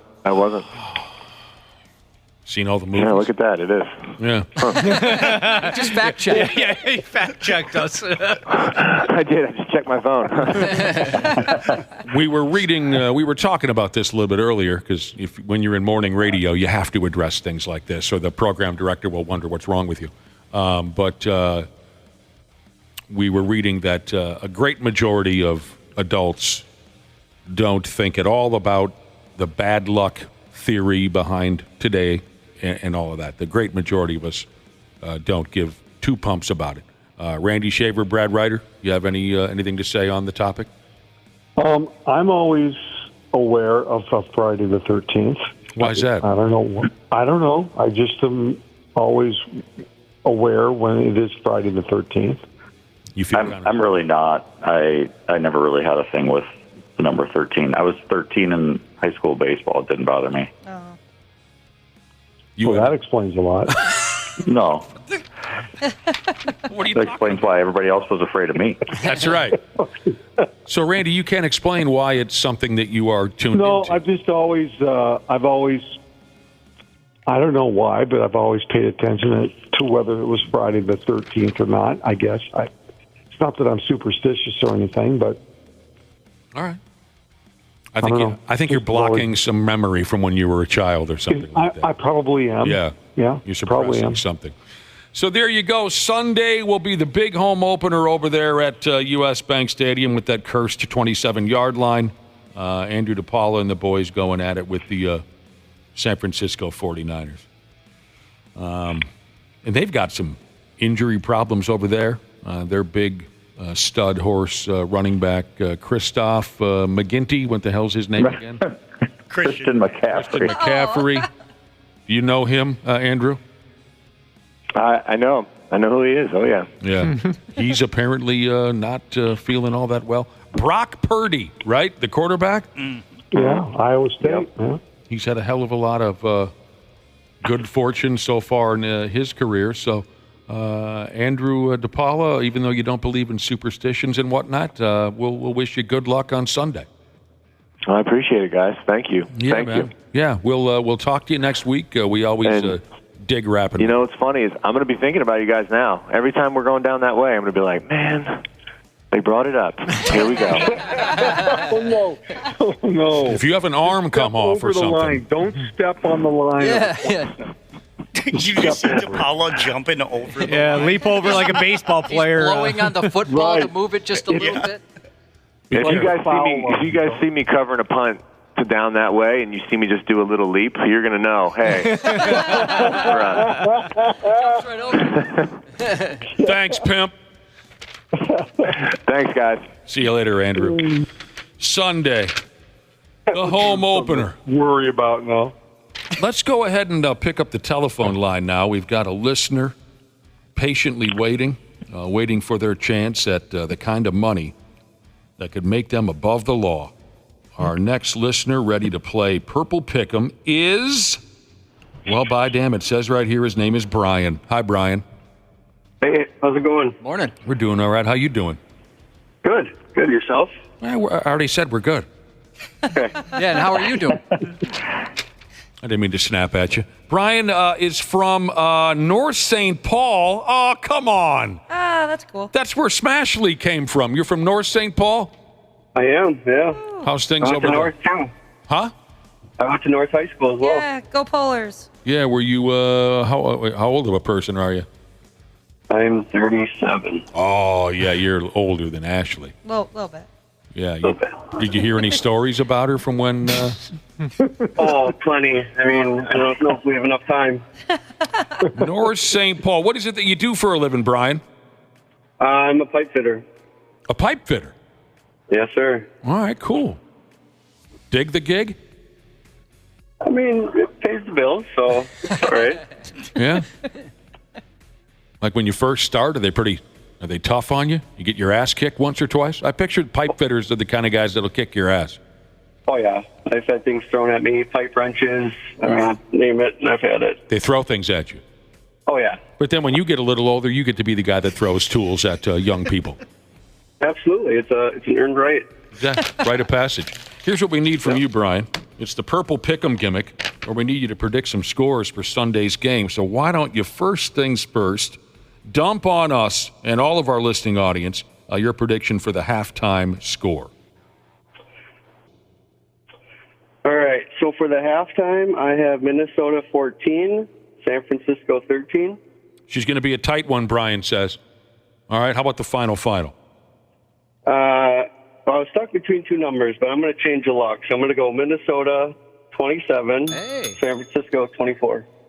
A close game and a victory. That's what Brian says. Now, Brian already won a $25 gift card to Dickey's Barbecue Pit in Eagan. Sweet. Yum. That's how we got qualified for this. And here's how it's all going to play out, hopefully, for you, Brian. If you guess the halftime score or the final score correct, you get $1,000, $100,000, and a trip to the big game in New Orleans if you guess both scores correctly. So, we'll be rooting for you, dude, and say hi to all the pipe fitters. I will. We appreciate you getting involved in this nonsense, okay? All right. Well, thank you, Brotherhood. Brotherhood, right back to you, luck, Brian. man. Brian in North St. Paul, that's the guy. Purple Pick'em is also brought to you by Xfinity Mobile. Oh, is that something I should have done? Yeah, we hit it, though. It's all good now. Yeah, it's a team effort. Yeah, we're a team. So good. Wapple's always picking everybody up. There's nothing here in this verbiage that you handed me that says anything about... It is on mine. Well, we'll get it right next week. I'll get it right next week. We're only 3 weeks into it. 2 weeks? 2. I apologize. Doesn't feel very good. I mean, I've been known to drop in a sponsor now and then, too. I could always do that, too. That would get somebody in trouble, though. Vikings wide receiver Justin Jefferson has 396 catches in his career for 5,958 yards, which means he's likely to reach the 400 catch and 6,000 yard milestone on Sunday. And it says here that would put him in elite company in NFL history. Sunday's game will be the 62nd game of Jefferson's NFL career. If he totals at least 42 receiving yards, he'll reach that 6,000 yard mark. Something only Lance Allworth has done before. Now, Lance Allworth reached 6,000 yards career in his 62nd game in 1967 when he was playing for the old San Diego Chargers of the American Football League. Now, it does need to be mentioned, I think, that back when Allworth played, most teams passed the football about once a week. So what the Chargers and Allworth were doing back in 1967 was really radical. Exactly. Really radical. Not trying to take anything away from Justin Jefferson, but we all know now that passing the ball is the number one option on most. So it's still a hell of a milestone that Jefferson can reach on Sunday. To be mentioned in the same sentence as Lance F. me running sideways Allworth is always impressive. And also think about when Allworth played, how the rules were totally different, too. Oh, Christ, yes. The pass interference rules, the hitting the quarterback rules. Yes, you could actually tackle a quarterback, right? Exactly. Everything was totally different, too. So to reach those numbers, I didn't realize Allworth was the guy that held that mark. That is actually amazing that a receiver in the 60s held a mark like that. Last night, there was an NFL game. They call it Thursday Night Football. The Buffalo Bills, from what I understand, pretty much thumped and pumped the Miami Dolphins. But the big story, the big concern is that young kid quarterback for the Dolphins, Tua, came away with another concussion. Yep. And everybody's beyond worried about this kid now because he just keeps piling these up. He gets the piss knocked out of him every other game. Well, he's tending. I mean, I saw the play last night. He brought that one on himself. I mean, just by the way he went into the defender didn't do anything cheap at all. I mean, no one's calling it cheap at all. But he's got to learn how to protect himself. Is my point a little bit. Well, okay, I guess sure. Yeah, he led with his helmet for sure. He should have slid on that one. I mean, that's just football to me. That's just football. I don't know, but no one is calling what happened to him cheap. But I'll tell you what, there's always been great concern with this kid because he gets his eggs scrambled. He's such a undersized character out there. But I have never, at least in the past, I haven't heard so many former players now stepping up on social media and whatnot and saying, dude, you got to walk away. Yeah. They're suggesting that he quit the game. What number of concussion is this for him? I don't know. Is it the third? think it's the fourth. Oh, it's the fourth. Okay, I thought it was. Well, was it 2 years ago that he had one in a game and they left him in, and that there was a lot of controversy about that? Yeah. Remember that? Was that last year? That was when he was staggering. Yeah. Yeah. Barely walk. Yeah, the dude that let him go, the doctor that approved it, he got canned. Yeah. Yeah.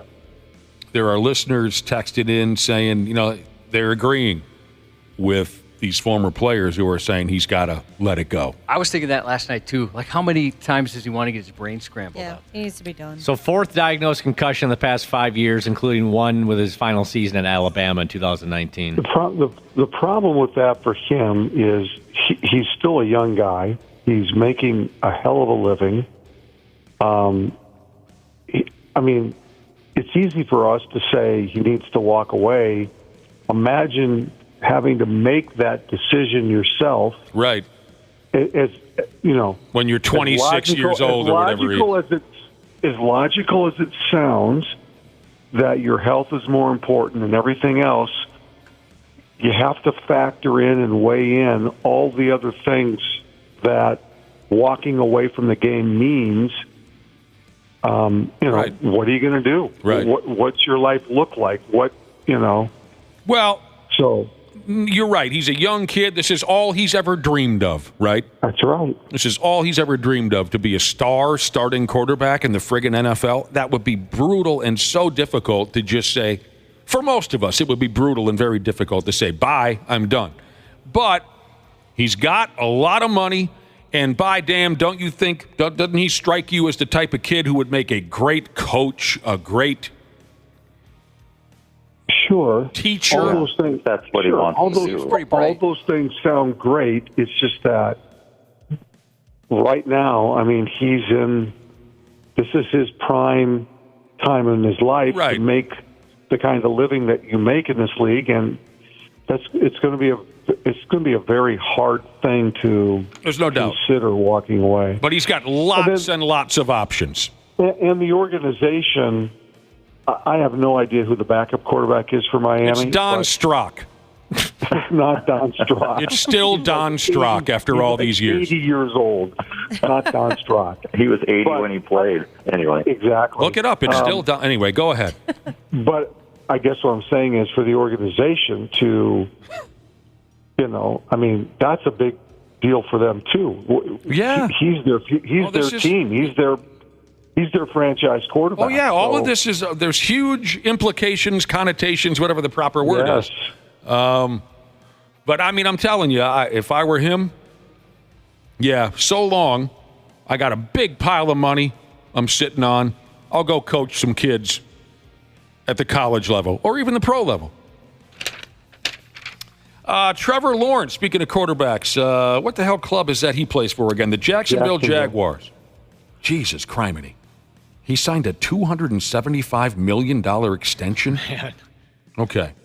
See, that's what I'm talking about. Don't feel too bad for this Tua guy. Anyway, the Jacksonville Jaguars have a home game Sunday against the Cleveland Browns.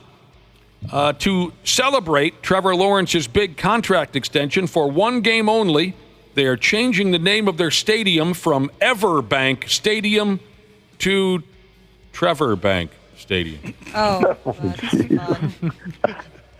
Okay. Save your ticket stub on that one. That's a big deal. Yeah, I'm no kidding.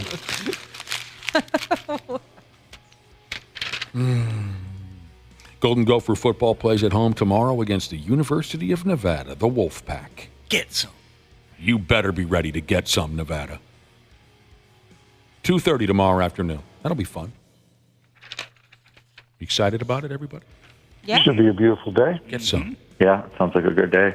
Good day to get some. Twins and the Cincinnati Reds are scheduled to play at Target Field all weekend, beginning tonight at, how do I say this? Beginning tonight at 7 o'clock. They caught a lot of breaks last night. Tigers lose, Cleveland loses, Red Sox lose, Mariners lose. Oh. It all worked in the Twins' favor. Surrounded by yesterday. losers. Sure. Josh knows what that feels like. Just losers everywhere he looks. The boys go into tonight with a 3.5 game lead on Detroit for that final American League playoff spot. Okay, so everyone lost last night. That's good. Byron Buxton coming back. Nice. Woohoo. Boy, between Is he coming back to play center field or coming back to DH? Oh, I'm not 100% positive on that. But he's back. You want him out there running around in center field? I would think the injury he had would allow him to play center field still if he's ready to go. I forgot what was bothering him again. Bad hip. Oh, the hip. Yeah. My buddy Curtis, he's had to have 3 hip replacements already, and he's only in his early 50s. Oh, man. He had his first one when he was in his mid-30s. Uh-oh. Wow. Because he's pigeon-toed. That's my theory, at least. He's walked around pigeon-toed his entire life, and I think that, you know what I'm talking about? Sure. Like the way it pushes out, that's my theory. Yes. I mean, he's always been a hard-working guy, you know, he's landscaper and lawnmower, snowplow kind of a guy. So I think that factors in, too. I think it's because he's pigeon-toed. But I'm no doctor. I'm more of a groinicologist. You want to hear a story about your twins now? I got a story for you. Sure. F me running, do I have a story for you? The Twins went ahead and released a minor league catcher by the name of Derek Bender yesterday. The Twins organization found out he was tipping pitches to the opposing hitters during at-bats in a game last week that eliminated his team from playoff contention. Just ready to be done for the season? That's what it sounds like. Do we understand why? Yes, from what I understand, this kid just was tired of playing baseball and wanted the season to end and knew if they lost that game, they wouldn't have to play in the playoffs. It's like that South Park episode where the Little League teams both teams want to lose because they don't want to keep playing baseball anymore. Yeah. Like, we just want to go beat kids and play outside, do other things. We don't want to play baseball anymore. The way the story comes off to me is that this is some high-maintenance, selfish little bitch of a dude who is disgruntled by this and that, and he's not happy because he's special, and he got tired of playing baseball this summer, so he decided to play a role in ending their season early. Well, now that word's out on what he did, good luck on latching on with another organization. That's exactly right, Brad Ryder. You will never play again. No. He's playing for the, Josh played for this club for a while, the Fort Myers Mighty Muscles. Single A Twins affiliate. Yeah, I still have my Bitney Mighty Muscles jersey. Mine, That's their, for whatever reason, that's their high single A team. they put quotations around Mighty Muscles on my jersey alone. That's rude. A few days ago, they're playing against the Lakeland Flying Tigers, which is a Detroit farm team. Flying Tiger. Where are my West Metro people? Who drank at the Flying Tiger there off of Highway 55 and what the hell was that cross street there? West Metro people, if you had drinks at the Flying Tiger, text me, 651-989-9393. The whole bar was crooked. I should say the floor. Oh, yeah, you mean physically. Yes, Gotcha. yes, thank you, Josh. The flooring in the bar was crooked. You should have seen what it looked like when people tried to shoot pool at the Flying Tiger. With a crooked, you'd break and all the balls would roll. Anyway, this kid, this Bender's playing in a real ball game. This stuff counts. And he's tipping pitches to the opponents. So, just because he's a dick. Can you imagine being up at the plate and the catcher says, yeah, fastball coming on the outside half of the plate? I mean, I'm sure this stuff has happened before, joking around, this and that. But I'm sure you would assume the guy's messing with you. Yeah, absolutely. After the game, the managers for the Flying Tigers go over to the Mighty Muscles dugout and say, yeah, your catcher was telling us what pitches are coming, and they gassed him. I want to go home, was basically the attitude this kid had, from what I understand. Yeah, that's a different level of stupid. How do you not realize that you're going to get caught? Like, they're not going to say something. You know what I mean? When they go back to the maybe he didn't care. He didn't care. Maybe he didn't care. I think that's it. He just didn't care. Here we go. We already have fans saying, okay, it sucks to lose a catcher in the minors. Call Trevor Bauer. They can. He must know a little bit about the catching position. He was a pitcher. Replace him with Trevor Bauer.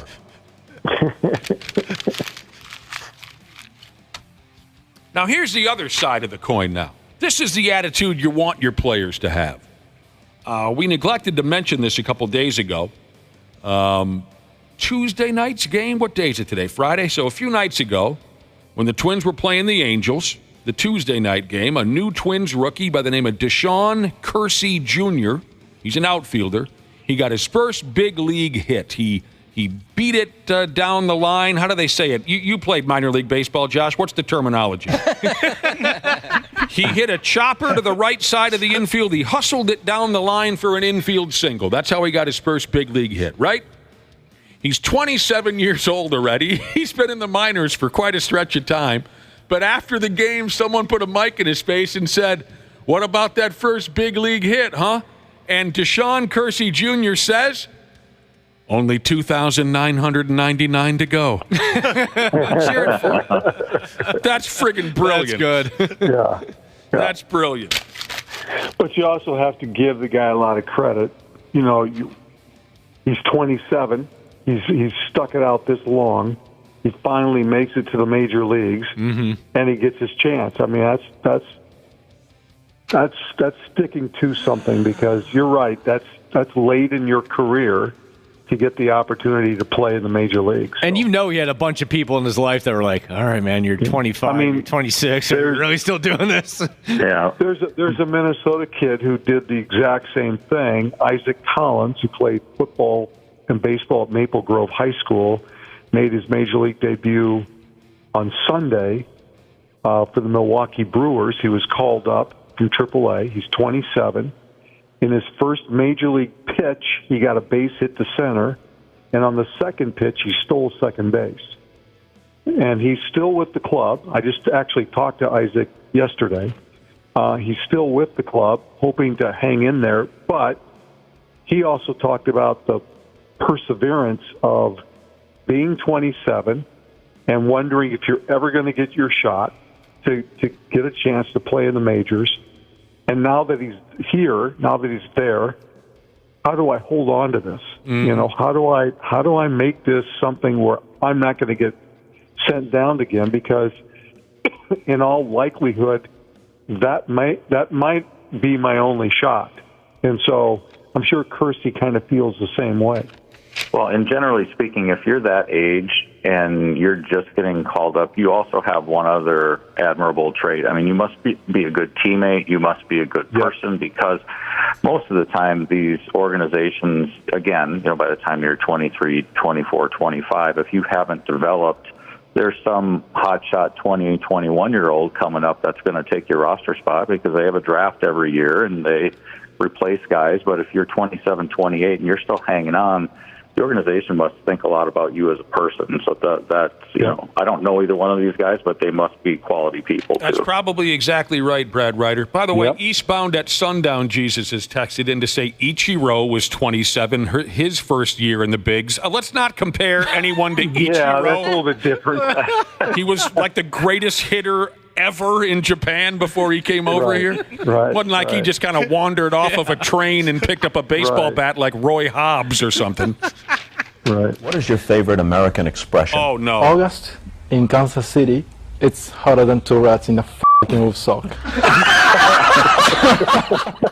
That was the last time, officially, the last time that Bob Costas had fun right there. Yeah, I think you're right. But what a great line by that kid, Kersey Jr. What was his name? He gets his first big league hit. I've only got 2,999 to go. I'm such a fan of folks who can, you know, dump a clever. It reminds me, there was a college hockey team 10, 15 years ago. I don't remember who they were, but they had this terrific run to the Frozen Four, out of nowhere type of a thing. And one of their star players had a mic poked into his face after they clinched their playoff round, whatever they call it in college. They clinched their what do they call it in college basketball? They clinched their region. Thank you for all the help, everybody. You're welcome. They clinched their region, and they've officially made it to the Frozen Four. And a reporter puts the mic in this kid's face and says, you know, how has this happened? You guys have reached the Frozen Four. And the kid says, we're too dumb to realize that we're not this good. That's brilliant. I like that. I had a great line dumped on me. Many years ago, I was playing in one of these ex-jock and media personality hockey games. which was a lot of fun. Hell, I got to be on the ice with Doug Woog and some other former North Stars right now. Dahlquist and these former North Stars and Golden Gophers and Twins. Corey Koski was on the ice. What a great thrill. What a great honor. Anyway, Tom Chorsky was on the ice, and I'm playing defense, and I'm standing in front of the net. Our goaltender was former Minnesota Man Bear Pig television announcer Mike Greenlay.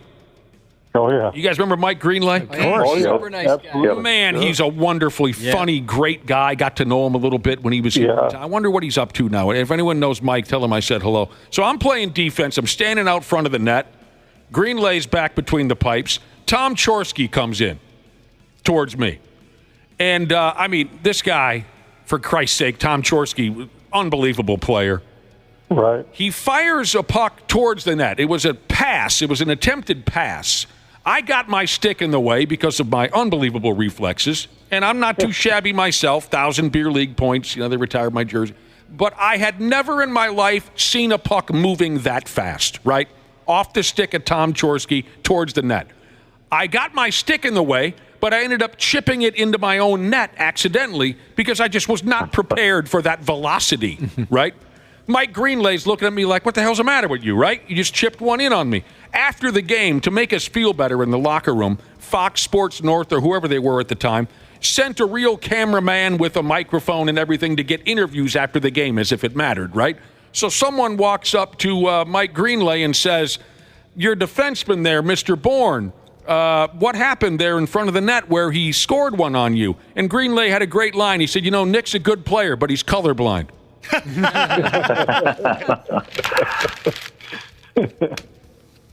All right, we got to get the hell out of here. Oh, yeah, we do. We got to get. I was going to pass a couple more things on, but I forgot we have a special guest. Randy Shaver and Brad Ryder, you boys have a terrific weekend. I hope you do, and we'll talk to you on Monday. Okay. All right, go ahead and text us, 651-989-9393. If your dog or cat is acting funny, if you think it's got an issue that an experienced veterinarian can help correct, text in and tell us what's going on, 651-989-9393. Dr. Andrea Johnston from Gurman Animal Hospital in Minnetonka is in studio next to help you out. The 93X Half-Assed Morning Show. Did you know that Standard Heating opened its doors over 90 years ago? That's right. Tony Ferreira opened the doors in 1930, now ran by his granddaughter Claire Ferreira. Call Standard Heating and Air Conditioning today and experience the customer service and care that holds true today. Are you looking to improve your work-life balance with excellent benefits like 401k match and even tuition reimbursement? Standard Heating and Air is looking for an accounting administrator and customer service representatives to join their team. Learn more at standardheating.com/careers today. Every week, Michael Rosenbaum is getting deep with someone new on the Inside of You podcast. Lou Graham of Foreigner. Want to know what love is. Feels like the first time. What is the hardest song to sing? I've been waiting for a girl like you. Yeah. I try to karaoke that song because it seems, waiting for a girl like you. The verses are nice and easy, but when you say waiting, that's it. I'm done with karaoke. Yeah, I guess. Inside of You with Michael Rosenbaum, wherever you listen. The 93X Half-Assed Morning Show. They got their heads up their ass. On 93X. There's a crash in Anoka, Highway 10 westbound at Ferry Street, and a crash in Brooklyn Center, Highway 252 southbound at Ferry Street. Darn it. Wait a minute. Can you read that again the same way you did originally? I had two traffic windows open, and so that happens sometimes. No, read it again. I want to hear that. That's your traffic? This is 93. Oh, do it again, please. I want to figure out what happened there. I really do. I accidentally said that the crash in Brooklyn Center was the one in Anoka. Well, you're fired. No. I don't think that's a fireable offense. I'm sorry, Dana. Today's your last day. I'd like to hear it in its entirety. You don't want to read it. It's okay. All right, fine. Let's move on. Can you dig it? Can you dig it? The 93X Half-Assed Morning Show. I mean, if you were to read it another time, it probably wouldn't have the same impact. I'm reminiscing about how you said blankety blankety blank at Ferry Street, and you had all the confidence in the world, and then at the end you said, and then blankety blankety blank is happening at Ferry Street. Apple, I just got a text from Whole Foods. They said if there's a nightmare like that in the future, just avoid the seconds. They don't want their name. They don't want to there. be associated. No. By the way, my favorite location, can you guess, Ashley, where my favorite location of Whole Foods is? Right off of Ferry Street. That's the one to go to. You got to pay attention around here, or you'll miss something. Here we go. This has become a high-traffic gimmick here on our program. People love their pets. They sure and do. when their pets are feeling sick, they could use some sound advice. So here's our guest. Again, Dr. Andrea Johnston from German Animal Hospital in Minnetonka. The number is 651-989-9393 if you have a question about your pet. Thank you again for coming in, Dr. Andrea. Yeah, of course. Good morning. It's Friday the 13th, don't you know? Yeah, no, it's my mom's birthday. Happy birthday, Mom. Yeah, happy birthday. Yeah. Your mama birthday? Yeah.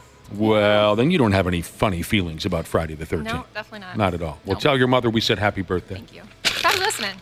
Is she listening? Probably. What? Yeah. I just noticed you have a smiley face emoji on your shirt. That's awesome. It's Friday. Hey, Why dude, wouldn't you? What's your problem? It's friggin' Friday. Where's your smiley face, John? You guys acted like I was criticizing. I just provided a bunch of whimsy for me when I just noticed that. It's an adorable shirt. You guys are dicks and bad at traffic. You would look great, Cubby, in an emoji-related shirt. I didn't know you could get one of those. You got to make some phone calls. Yeah. Make some phone. Okay. Lots of text messages coming in for you, Dr. Andrea. Great. And this first one does have kind of an eerie vibe to it. It's perfect for Friday the 13th if you believe in those kinds of things. The question says, what does it say here now? Can dogs see spirits? And the reason why they asked that question. I have a little Yorkie. Sometimes she barks at the ceiling, and we don't have an upstairs. You hear that one? You see that in horror movies, right? Oh, the dogs can see dogs the and ghosts. kids. And what's going on there, Dr. Andrea? I am a full believer of that. Absolutely. You are? Yeah, my dearest friend lost her daughter last summer. Oh, no. And their Great Dane was barking and seeing things that Really? nobody else saw. And we are convinced that Pickles, saw her. Yeah, I totally believe it. Pickles the Great Dane. Yeah. You're a firm believer that dogs can see spirits and things that we humans cannot. I mean, I think they're so much more intuitive than we give them credit for. Yeah. I believe that. Yeah, I think I do. All right. So, yeah. Well, wow, Yeah. dude. Dude with the Yorkie? Hang on to something. I was going to guess there was like a squirrel on the roof or something, but maybe there's... I don't know. I think they to can it. see things beyond what we can see. What are some of the intuitions that dogs have? Oh my gosh, I had the craziest story with a client who had a boxer that always sat in the front seat of her car, always next to her. And she was in traffic one day, and the boxer, all of a sudden, out of nowhere, just crept into the back of the car, and bam, she hit a deer. Wow. Within seconds of that boxer moving to the back That's really seat. interesting. Isn't that crazy? Yes. Yeah, the boxer never left the front seat before. Some of the other stories we hear, Josh, you help me out because it's I don't have everything straight in my noggin here. Something about dogs sensing cancer. I know you've told stories like that before in your news and whatnot. Yeah, there are. So I have epilepsy, Yeah, Doc, and yeah. there are dogs that can sense if you're about to have a seizure. Oh, it's and I'm sure you know. I'm Yeah. telling you, like you don't know, but more Nick. Yeah, Yeah. you're right. They can smell certain conditions, or they're very aware of Dude. Diabetics. health issues. Yeah, for sure. They know when their sugar level's low, too. And that's crazy. That's all very fascinating, but at the same time, we can't take them totally seriously when they're eating their own poop. Not. I know. They're missing Maybe that's what gives them the power. Yeah, we should try it. That's the secret. They are missing a link when it comes to that, for sure. The dichotomy of dog, I guess, Yeah. there is Yep. what I think is what I'm discussing. That's really interesting. Yeah. Here's a texter who said their puppy, Misha May, 5 years old, for the last 4 days, she's been throwing up lime green bile and has been camping out by her water dish. My damn. What do you think the problem could be? Ooh, yuck. Yeah, I would get her seen, especially if she's camping out by the water dish, because, I don't know, maybe her kidney values should probably be checked to make sure that she doesn't have kidney disease or she got into something, but I'd take her and have her looked at, especially it's been going on for a few days. And it's lime green. It's probably, well, it's obviously, I don't know if she's eating, but it's probably all bile now because she doesn't have anything left in her stomach. Wow, that sucks. Yeah. That sounds miserable. Yeah. One dog peeing on the other. Is that just straight up territorial stuff For right sure. there? Yeah. Yeah, for sure. One dog, this is a listener who's got 2 dogs in the house, one keeps peeing on the other. Yep, that is like kind of honestly, a pissing contest. Yeah. Right? That's like the perfect definition of it. So Yeah. is it more about I'm the boss, or is that is the peeing dog claiming the other as its property? Or a little bit of both? I think it's both. I think it's, this is my place, and Yeah. I'm going to pee on you because I'm going to get my scent on you. I'm the boss kind of thing. Yeah. This dude is exhausted. He says all day, every day, he's just washing pee off of the second dog. Oh, no. I bet that is unpleasant. I would make sure both dogs are neutered first and foremost, because if that dog's not, get the dog neutered. And I prescribe a ton of Prozac for that. Oh, yeah. Yeah, You were Prozac's talking amazing. about Would you ever Prozac? suggest just peeing on the dog that's peeing on the other dog? Never recommended that. Teach the dog who's boss? They would understand that language, I imagine. When my brother and I had a Springer Spaniel when we were kids, and we did not get him neutered, and that was a mistake. He peed on my mother one day when she walked in the door from work, while eyeballing my brother and I, as if to say, you don't know this lady anymore. She belongs to me. Crazy. That's when we knew we had some problems on our hands. Yeah, for sure. Yeah, they do weird things like that. Yeah. Fireplace Building Jesus wants to know why his cat has constant snot. Sounds like he has a hard time breathing if we don't clean it out a few times a day. Yeah, I mean, it could be a variety of different things. Allergies. If they're a rescue cat, a lot of times they'll come with viruses. Herpes virus, calicivirus, they're really common in like shelter cats, and that can flare up. But then you also worry, is there something actually in the nose that could be causing the discharge? And probably have your cat checked out. Yeah. My dog gets a lot of eye boogers. Oh. Is that... That's normal, especially in younger dogs, especially in Danes, because they have really? those saggy eyes, right? So it just kind of collects there. Yeah. I did not know that. Yeah, very common. Here we have Dr. Andrea Johnston from German Animal Hospital in studio answering questions from our listeners, 651-989-9393. Now, here's an older dog, a 13-year-old Bichon mix, likes to lay on the couch, and he's jumping up and down and up and down. This listener's daughter is concerned that at the dog's age of 13, that jumping up and down like that could be bad for him. What concerns are there for an old dog leaping up and... I mean, the dog will stop when it's uncomfortable. Oh, right? okay. So when it doesn't want to do the things that it used to do, it'll stop. Like as they get older, they won't go upstairs or downstairs. But if that dog is still comfortable, let it jump off and on the couch for sure. Okay. All right, fair enough. Yeah. What do you think of dog parks? This person says, could you please ask about dog parks and any concerns? My dog has all their shots, takes chewables for parasites, flea, tick, chewables, all that kind of stuff. I'm a fan of dog parks. I am. And I mean, there's some really good ones in the city. There's some really good ones in the city that I love them because it socializes the dogs. As long as they're vaccinated and protected from parasites, yeah, go for it. Socialization is important for them. You know, if you don't mind me going back to the creepy yet fascinating topic of dogs' intuition. Yeah. Because Dr. Andrea said she believes in it 100%. I just remembered something. Dr. Andrea and I have known each other for quite a stretch of time. Do you remember when you put my dachshund Ozzy to sleep? Yeah. Which was terrible. I know. But he was older than the hills. I know. And he was struggling. He was a good boy, except for when he tried to kill Josh's stepdaughter. He's a little violent. But that was a bad day for everybody. I don't know if you remember that. You probably don't remember this, but well, yeah, because you weren't in the room yet. So towards the end of Ozzy's life, he was a barker when he was young. Towards the end of his life, he barely made a sound. Mm-hmm. I bet he didn't bark for real for the final year or so of his life. He was just out of gas. You know, he was an old timer. When you and your assistant pulled into the driveway, and you were there to put him down. Before the two of you walked in, he popped up off of his bed and he began barking. Crazy. Yeah. That really happened. Wow. So maybe he knew. He knew, well, this is about time for me to take a little ride down what do they call it, the Rainbow Road? Yeah, Rainbow Bridge. Rainbow Bridge. Yeah. He started barking, Cubby. That's crazy. Because he knew he was a goner. Poor guy. Now another. He had a good run. A behavioral question, if you don't mind. Yeah. Maybe there's something here. This is from I don't have a Jesus name, I'm just Will. He's got a 14-year-old cat who has hated him forever. He would bite him anytime, wouldn't let him pet her for years. But in the last few months, she won't leave him alone. Lays on his chest every chance she gets, follows him everywhere, always wants him to pet her. He's wondering if the change in temperament is actually something to worry about. Nothing else has changed. Everything else is the same food, same everything. But he's concerned that she's so different now. That's a good question. Yeah, interesting. I would get her thyroid checked. I think I've talked about this several times. Hyperthyroidism in cats can cause them to do weird things. They'll oftentimes seek heat or warmth. And sometimes their behavior will change too. But hey, it could be the opposite way, right? Or the cat could be nasty, and it sounds like the cat's going in the right direction with him. So. Well, it wasn't my dog. It was a friend of mine's dog. That dog didn't like me at all. Little male, puffy little number. I forgot what kind of dog he was. Didn't like me at all. And then one day when I was over at my friend's house, something really scared the dog. I don't remember what it was.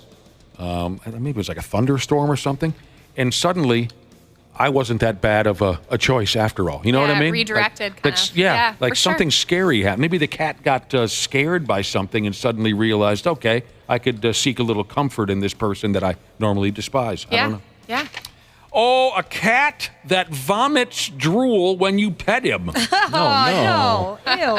He gets it all over me, the listener says. Wow, what kind of reaction is that? Well, cats get overstimulated really quickly, and that is a way it can manifest where they'll start to drool. Sometimes they'll come back and bite you. Oh, cats. But that is kind of like I'm overstimulated. Overstimulated. Thing. Okay. See, the cat that I'm living with right now, he jumps into bed with me and he's purring like he's in, high gear, right? Yeah. And he wants attention so badly, but then there's a breaking point where then he turns back at me and says, "Look, you bastard, I want nothing to do with you from here on." Isn't it? Yeah. I love how on odd their they time. are. On their time. I love how weird they are. Skateboard Pete Jesus said, "How often should I clean my dog's ears, and what should I use?" So I am a minimalist with that if your dog does not have a history of ear infections. If it's a swimmer, yes, absolutely clean, especially in the summer months, 2-3 times a week. And I would consider there's some really good veterinary products that you'd have to purchase at the veterinarian. They're not prescription, but I would do it a couple times a week. Yeah. Okay. If they don't have ear infections and never had a problem, I don't think you need to clean the ears, honestly. It's just causing a problem. What about teeth brushing? How important is that for dogs and people? Yeah, right. Tell my kids that. I wish I could say I'm good at it, but I'm not, even with my own dog. But the more you brush, the less chance of needing a professional teeth cleaning. Has anyone here ever been a pet toothbrusher? I've tried it a couple times, and the dog is like, what is happening here? Total confusion. It never really works either. No, and honestly, oral disease in dogs is all genetic. It's based on the breed and the pH of the saliva, all that stuff. What do you think about, is it Greenies or one of those products? Do you recommend those at all? Does that do anything? Yeah, they're called CET dental chews. I like those. The Greenies had some problems a while back. I think they kind of changed the shape of them because dogs were choking on them. Ooh, that's they're fine. They're calories, right? So everything in moderation. Oh, I wouldn't have considered that. Yeah. CET dental chews. All right. I like those. Thank you. Mm-hmm. Back to the ear treatment question from a couple minutes ago for a dog.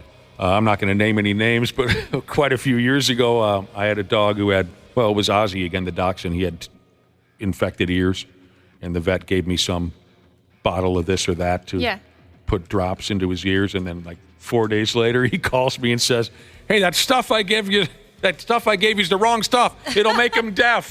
Oh, no. Oh, my gosh. Why does that product exist? And I said, "Well, for God's sake, I've been doing it for 4 days already." Did he go deaf? Yeah. Yeah. Yeah. I guess he did. Oh, for God's sake. This is really strange.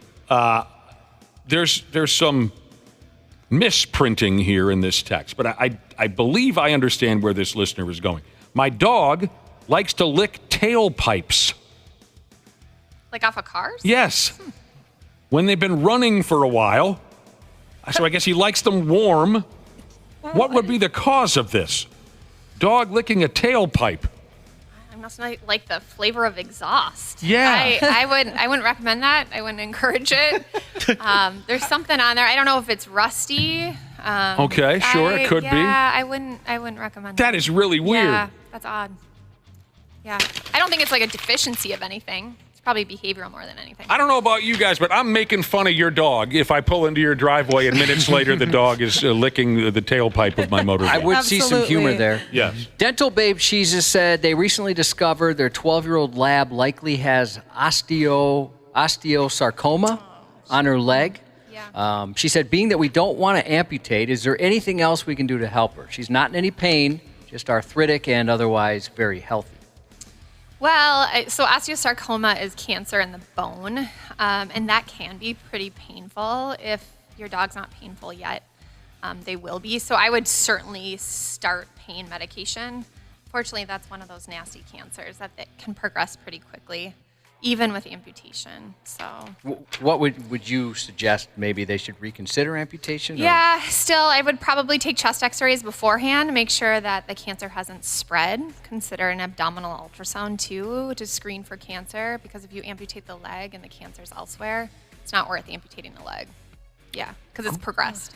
Great question so far, and we hope to keep it going. The number is 651-989-9393. If you have a question about your little kitty or your damn dog, Dr. Andrea Johnston from German Animal Hospital will do her best to straighten you out.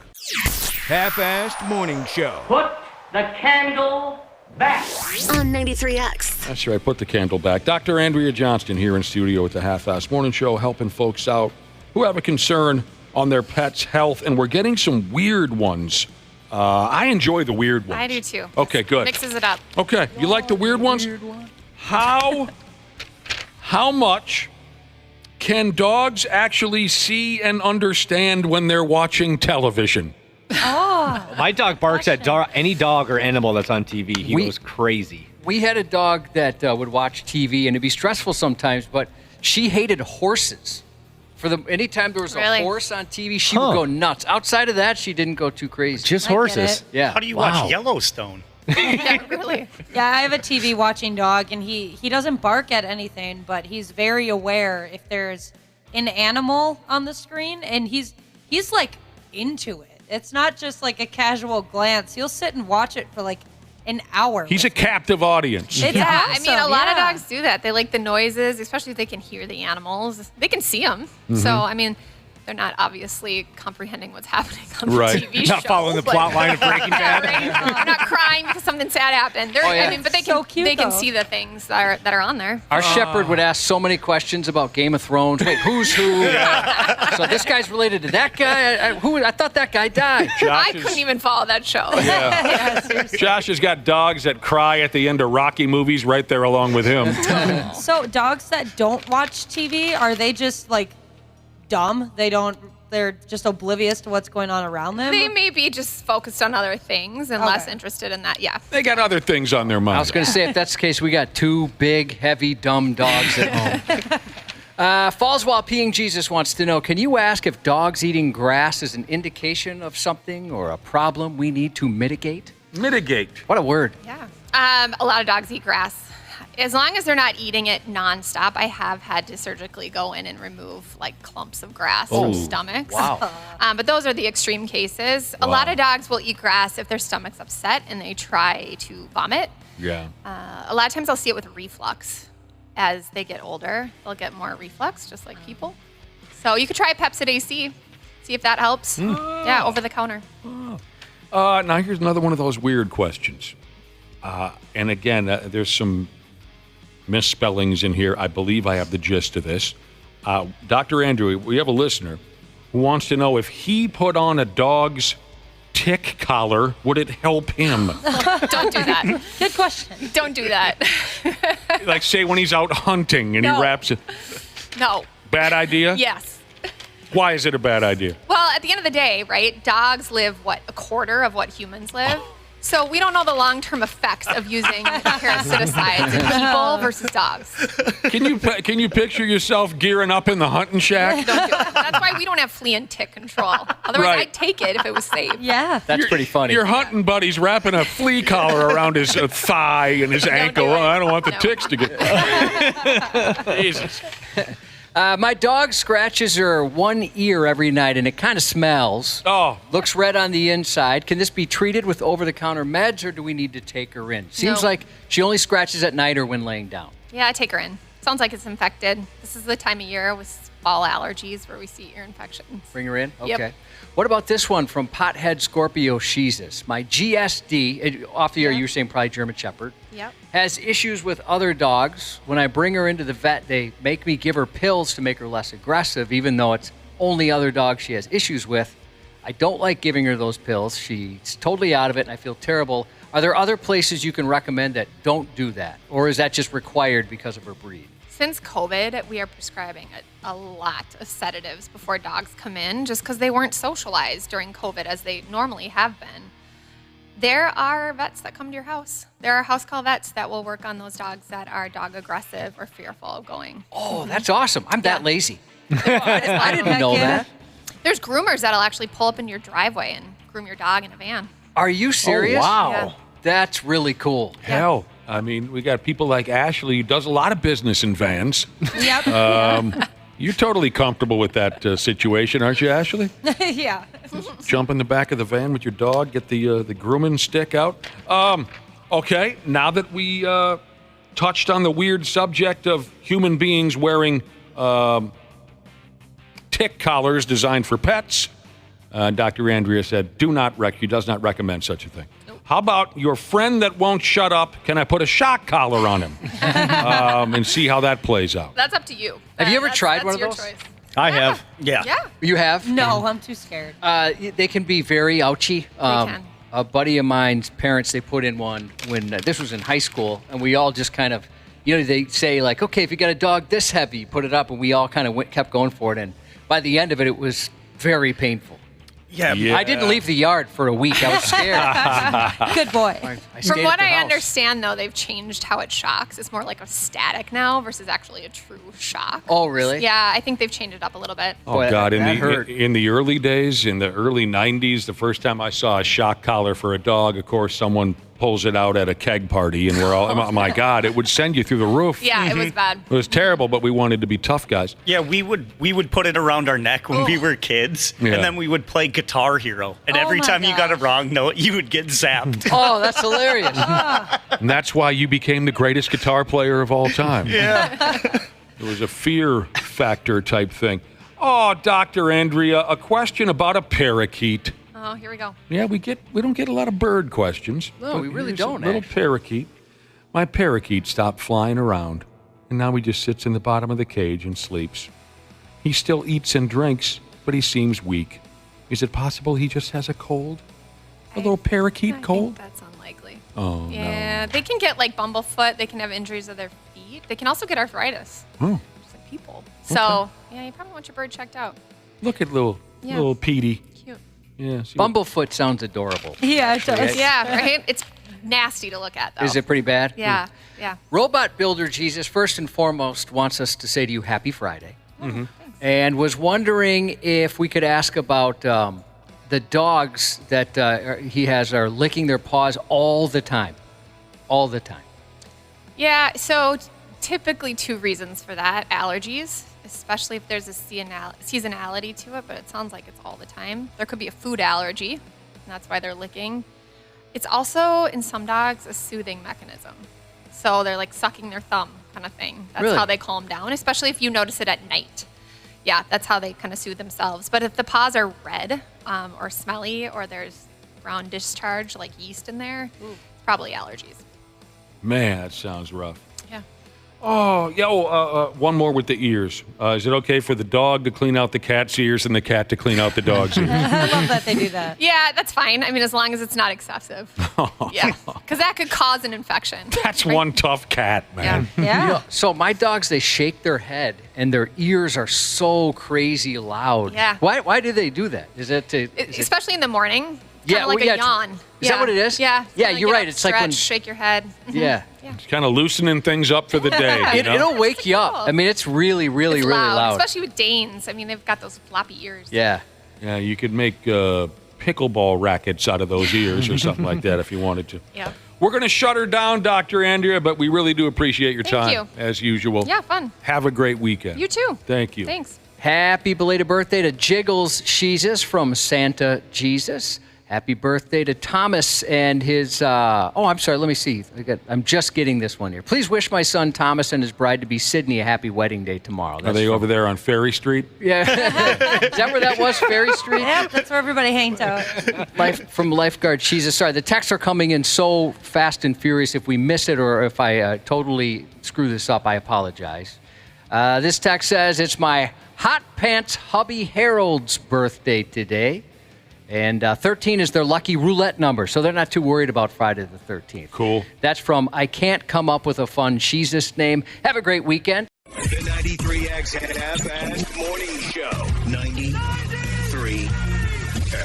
The 93X Half-Ass Morning Show podcast is sponsored by Standard Heating and Air Conditioning. New episodes drop each weekday. If your podcast platform has ratings, go ahead and give us 5 stars and maybe give our enemies 1. Thanks, and here's a word from our sponsor. Standard Heating and Air is looking for an accounting administrator and customer service representatives to join their team. Learn more at standardheating.com/careers today.